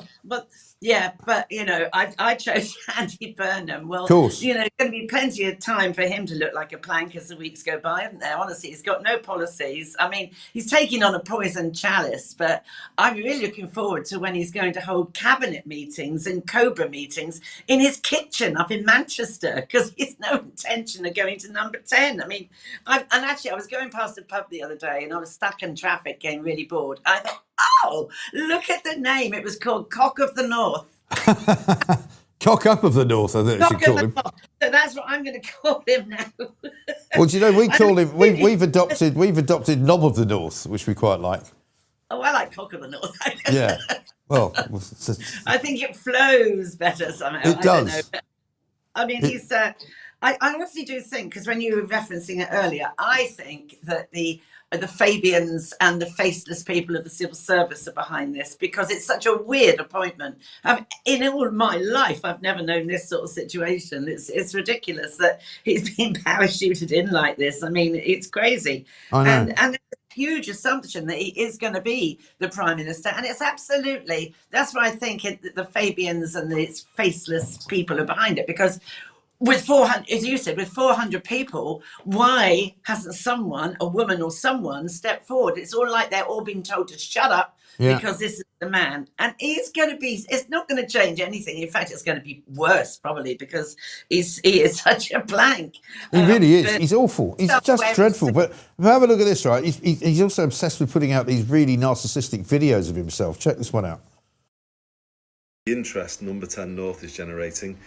Looking at some of the designs for it, look at this, a northern landscape. These buildings, amazing. The Liver building, Everton's offices are in there, but that sky, oh my goodness, we're not that menacing, are we? 5 out of 10. Now this one, interesting, but maybe global warming coming to the north of England. Feels like that right now, doesn't it? But there's a big plus for this one, yellow train. Where's the B on it? Without that, but still, a good 7 out of 10. Now, this looks good. Getting better. Very Manchester scene going on here. Canal, bit of spinning fields or something like that. Old building with a new building at the side. Again, maybe a little on the gloomy side with that sky, but this is a solid 8.5 out of 10. I think we have a winner. Look at this. Absolutely brilliant. Manchester vibes in the area. Don't look back. Not in anger. Don't look back to Westminster. I'm loving this. Jesus Christ. I mean, Sophie, every time he opens his mouth, he's got some ridiculous lyric that he comes out with. He had the Smiths the other day. He's got Don't Look Back, he's got Oasis. I mean, it couldn't be... I call him Parody Northerner. Yeah, and I mean, I don't think we should be surprised actually that he's sitting there making TikToks about himself, because he is all about Andy. This whole by-election was all about Andy. You know, he puts himself first and himself only. It's only who he cares about. Yeah, he's absolutely hopeless. I mean, it's going to be great fun for us, I think, as pundits watching him, but it's not much fun for the country. Yeah. I'm going to go with somebody who's even more... Because you're talking about a country that's in tatters, and it's actually, we can have a laugh, but it's actually sort of tongue-in-cheek, isn't it? Because it is in such a mess. It really is in such a mess. But I mean, gosh, he sounds about as inspiring as a pack of butter, doesn't he? Honestly. Yeah, I know. Butter's actually more inspiring, but there we are. Listen, somebody's even worse than him. Somebody's even worse than him. We've got to rush through these, I'm afraid, because we've only got until 10 o'clock. Ed Davey, right? Have a look at this. This was Ed Davey at Prime Minister's Questions this week. The rising tide of racist violence and hate that we're seeing in our country, and the way it's being incited and normalised, including, I'm afraid, by some members of this House. I was talking to a British friend of Indian ancestry who told me how reform activists came to her door and said that if they get into power, she and her family will have their passports seized and their citizenship revoked. Does the Prime Minister agree that racism has no place in our country? And will he join me in condemning anyone who is stoking it? Can I thank him for raising this? It is really important, because our politics is becoming more diverse and racism and intolerance is permeating everything. There's no evidence for any of that stuff that he came out with, and the reform guys, all to a man and woman, have just said, well, where's the evidence? You're just making stuff up now. And that kind of casual look over his shoulder like that, like back there where those horrible people sit. It's just ridiculous, isn't it? He's not mine. Is he yours, Sophie? He's mine. Oh, he's yours. All right. Yeah. Yeah, it's my show, remember? Anyway, listen, don't worry. You don't have to say anything because we're just gonna keep moving on. Sophie, your next one is Dale Vince. Yeah, honestly, this came out this week actually because Dale Vince is somebody who thinks he is quite literally the second coming of Jesus Christ. Yeah. He believes that he's got this holier than thou attitude. He is better than everyone. We're all bigots. He's all woke. Well, he's the chairman of a football club called Forest Green Rovers, and their football club have sacked off their women's football team. Because they want to give the men more money. So here we go, Mr. Woke over here pretends he likes equality and all the rest of it and that's better than all of us. Well, his actions are speaking louder than his words because he's a massive hypocrite. Yeah, of course. And he's also lost a court case this week because he's always suing people all over the place. And he was suing Richard Tice and he's lost. So with a bit of luck, he's going to have to pay out even more money. Because he had to give his ex-wife something like 42 million quid or something, didn't he? Which is a very expensive night of passion, I would have to say. But there we are. Over to you, Marilyn. You've got, what's your next one? I nicked yours, didn't I? I only had, I was only given Emma and Andy. Oh, OK. Well, you can do Keir Starmer if you like, and I'll play you a clip as to why. Here's Keir Starmer announcing that he's going to keep the pubs open till 5 a.m. Check this out. We're making sure that pubs can stay open on Monday morning, early on Monday morning for the England game. So I know lots of people are making their plans. If you're planning to watch it in the pub, that is great, and it's really good for pubs as well. So come on, England. Come on, England. Oh, dear. Yeah, I mean, that's the kiss of death there. They're about to lose now, aren't they? But absolutely. But I mean, our xenophobic village is opening up on Sunday nights. So I think all the nonagenarians are like making their way there because it'll take them a while to get in the pub. Yeah, absolutely. So it'll right. be very quiet when they come out. I can't think who's going to go. I mean, but yes, the landlord has said he's opening. But, I just get so sick. I'll never be sad to see the back of Starmer because he's so sincerely insincere, isn't he? He loves Britain. He doesn't love Britain. No, he hates Britain. I just can't stand him. And the thing with Burnham as well, just going back to that bit, is I will never forgive him. He was the man that turned away from those rape gangs. Yeah. And his sidekick, Bev Craig, she looks like Ben Craig, but Bev Craig, she actually redacted so much of the evidence and was so slow in handing over the evidence to anything that was going on in the inquiry. But they were handing love together. I want to see what happens when it all comes out with the inquiry that he was up to his neck in it with Sadiq Khan and Starmer. What's going to happen? Because they knew. The thing that I found particularly annoying this week, I don't know if you saw this, Sophie, but he put out a tweet after England won against Dr. Congo, as we call them, and he went, it might be coming home, and then he used an emoji of an England flag, which he's previously described as a symbol of racism and division. Yeah, I mean, that's why I like the World Cup, to be quite honest, because I can stick an England flag up whenever I want and not be called a racist. But I just can't help going back. Do you know, like a long time ago, like quite at the beginning of his premiership, there was this big scandal with him and this voice coach. Well, clearly he needs to get, and COVID, clearly he needs to get a new voice coach because I just can't stand listening to the fella. I mean, he's got the most annoying voice I think I've ever heard in my whole life. And every time he turns on like the radio, it just actually makes me rage, to be honest. So yeah, I know. Voice coach, so. He has the capacity to just annoy. I mean, he's the most hated Prime Minister of all time, which is saying something because there was quite a lot of people hated before him. And you just don't meet anyone who doesn't say, I can't stand him. It's not just, we don't like him very much. They can't stand him. He's awful, isn't he? I absolutely loathe him. I've never felt such loathing for any human being, even my ex-husband. That is saying something, because I know how much you hate him. Right. Sophie, back to you. This is West Berkshire Council. Let's play the clip first. It used to be our offices. We used to have an office here for some of the social workers, but now, because it was redundant, we've actually turned it into some converted flats.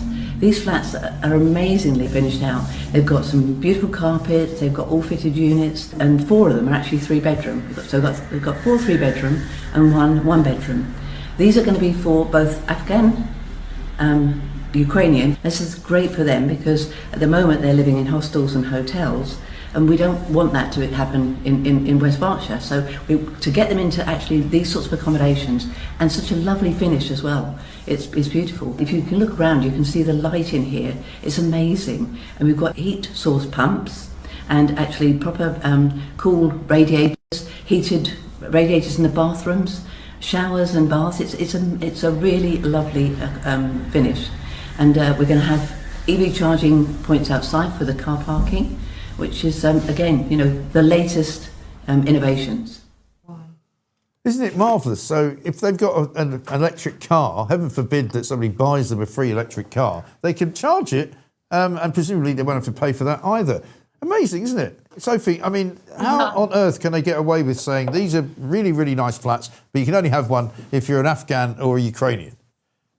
It just pisses me off. Like, young people, we ain't got no chance of ever, owning our own homes, or a lot of us are still living with our parents, even though we all work all the time. There's over 5,000 people waiting for social housing in West Berkshire. But no, let's go roll out the red carpet to a bunch of Afghans that shouldn't even be here anyway. First of all, you definitely wouldn't want them as your neighbours, so I'd be fuming if I live anywhere near them. But secondly, why not help British people? Yeah. I think, social housing should go to British people. I mean, half of these Afghans probably shouldn't be here through this resettlement scheme. A lot of them were a bunch of chancers, to be quite honest, who scammed our government. But, so what have we got for young people? Why are we going out to work every single day when these people are getting the red carpet and everything they want rolled out for them while we're being stuck at the back of the queue? It just actually really pisses me off, to be honest. Yeah, no, I know. It's absolutely incredible because it's not just why don't they help British people, it's actually actively not helping them. Because they're putting people, giving people the ability to jump the queue because they're foreign. But they go on about people being racist. Oh, racism, like Ed Davey, right? But they are racist. They're anti-white racist. That's the problem. It's so obvious that we are. How many of our own people are living in with 2 or 3 kids in a hotel room? It's just dreadful. On the streets, veterans on the streets. I don't know how they have the balls and the neck to actually talk about racism when, as I say, they absolutely hate us. And I don't understand the country why they don't rise up and say we've had enough.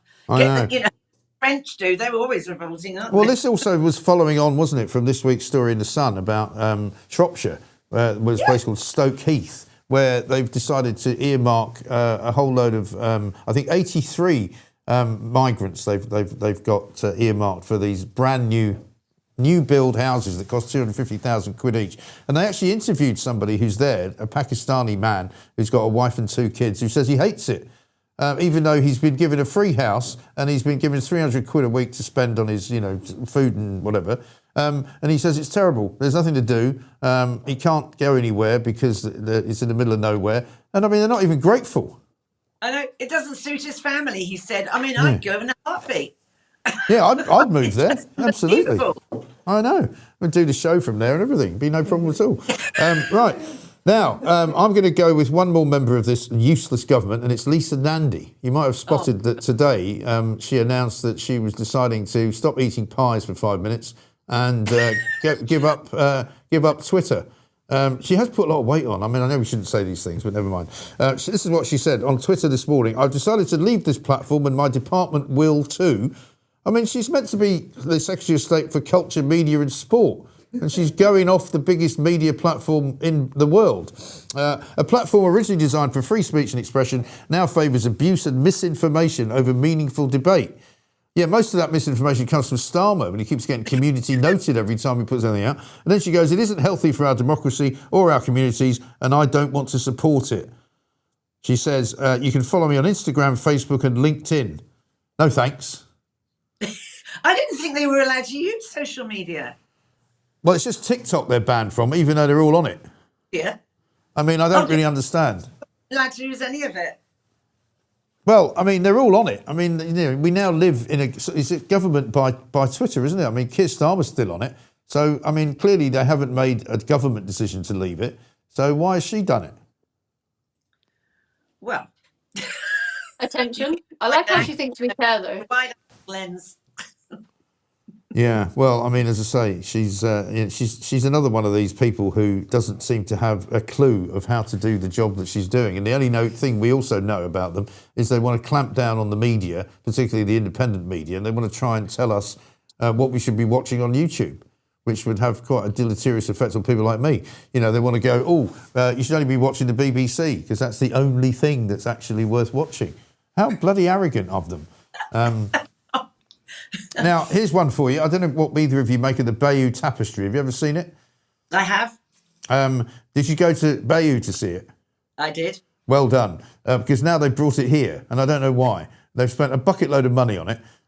It didn't deteriorate or kind of, disintegrate, which they all said it would do. But do you know how many people have already paid to go and see it before it's even actually opened? Something like 50,000 people have paid money to go and see the Bayeux Tapestry, which, strangely enough, and you may not know this, has an inordinate number of penises in it. Did you know that? Yes. Yes. Why do you know that? Yeah, it's a little known fact about and it's also none of it's true because it was all done by some sort of Duke of Normandy or other who wanted to put himself in a very good position in the Battle of Hastings. So he had this artist sort of draw this complete sort of, scene of him riding a horse around like he was the king of England. And so it's largely inaccurate and full of dicks. So apart from that, it's definitely not worth paying to see. I found the whole thing underwhelming when I went to see it. It's just a bit of like big carpet stuck on the wall. I'm just so unimpressed. Yeah. But people are paying £40 to go and see this. I know. I've seen it once. I have no desire to ever see it again, frankly. I think that's fair. Yeah, Sophie, I mean, you might wish to go and see it, so I don't want to jaundice your view of it, but it's really not worth it. No, I don't think I'll be paying 40 quid to see the carpet of penises. Thank you very much. Carpet of penises. You probably get more people through the door if you put that on there, but there we are. Probably, actually. Yeah. Now I've got a final one for you before we give it to Andy Burnham, because I think we're going to have to give it to Andy Burnham.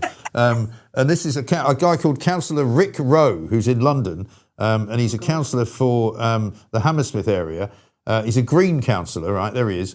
And one of the reasons I'm nominating him is he basically passed a law that would shut down. There's 3 pubs in Chiswick. I don't know if you know Chiswick at all, but there's 3 really nice pubs: the Bull's Head, the City Barge, and the Bell and Crown. Down sort of Strand on the Greenway. And they're right on the river, and they've got these beautiful kind of, outdoor seating areas where they've got chairs and tables and people love to go there. He basically banned them from using any outdoor furniture and said, if you try and put any chairs and tables outside the pub where everybody likes to sit in the warm weather, we'll fine you and we might shut you down. And basically, the entire community just went, you know what, sod you, mate. And they all went down and sat outside the pubs. And a bit of people power, and then they sent the police down to try and arrest people at his behest, right? Absolutely staggering. So he said the businesses don't have permission under the Highways Act to place tables and chairs on the public pavement, even though managers and residents said the seating had been in place for decades. Can you believe these people? But why? What was his reason? Well, he's just an idiot. He's a Green Party councillor, and basically he's just a Mr. Officious Jobsworth. And he just wants to stop anybody having any fun. He probably doesn't like them because, they're enjoying themselves too much. He's like a Billy No Mate, so no one invited him down the pub with them. So now he's kind of getting his own back on people. He was definitely picked last in PE. Sometimes you see these politicians, and you just know 100% they were the last one picked in PE, and he's just got that vibe about him. He has. You're absolutely right. That sums up the entire Green Party movement. Actually, they're all people you wouldn't want to sit next to. Exactly right. Imagine being stuck with Zach Polanski on a plane. You wouldn't fancy that. You'd start chewing your arm off. Anyway, so thank you very much indeed. I'm sorry it was a bit rushed, but it's the first time we've done it this way, and I think it worked quite well. I think it was a bit quick-fire plank of the week. It's very good. And I'm going to give the plank, I think we have to give it to Andy Burnham, who thinks he should be Prime Minister. Nobody else thinks he should be Prime Minister, apart from everybody in the Labour Party who wants to be Prime Minister, because they all think, well, if it's not going to be me, it might as well be him. It's going to be a nightmare. By the time, this time probably next week, is it? No, the 16th. A couple of weeks' time, he'll be the new Prime Minister. So well done, Sophie Corcoran. Thank you very much indeed. Thank you to Marilyn Hawes. We'll see you again soon. Andy Burnham, you are the plank of the week. We'll see you with Plonk of the Week tomorrow night, Saturday, and then we'll be back 7 o'clock sharp Monday morning. I can't believe we've rushed through another week. Thanks to Elena, thanks to Charlotte, thanks to Pooch, thanks to all of you for watching. We'll see you soon. Why don't you relax and be a bit more MG? That would be a triumph.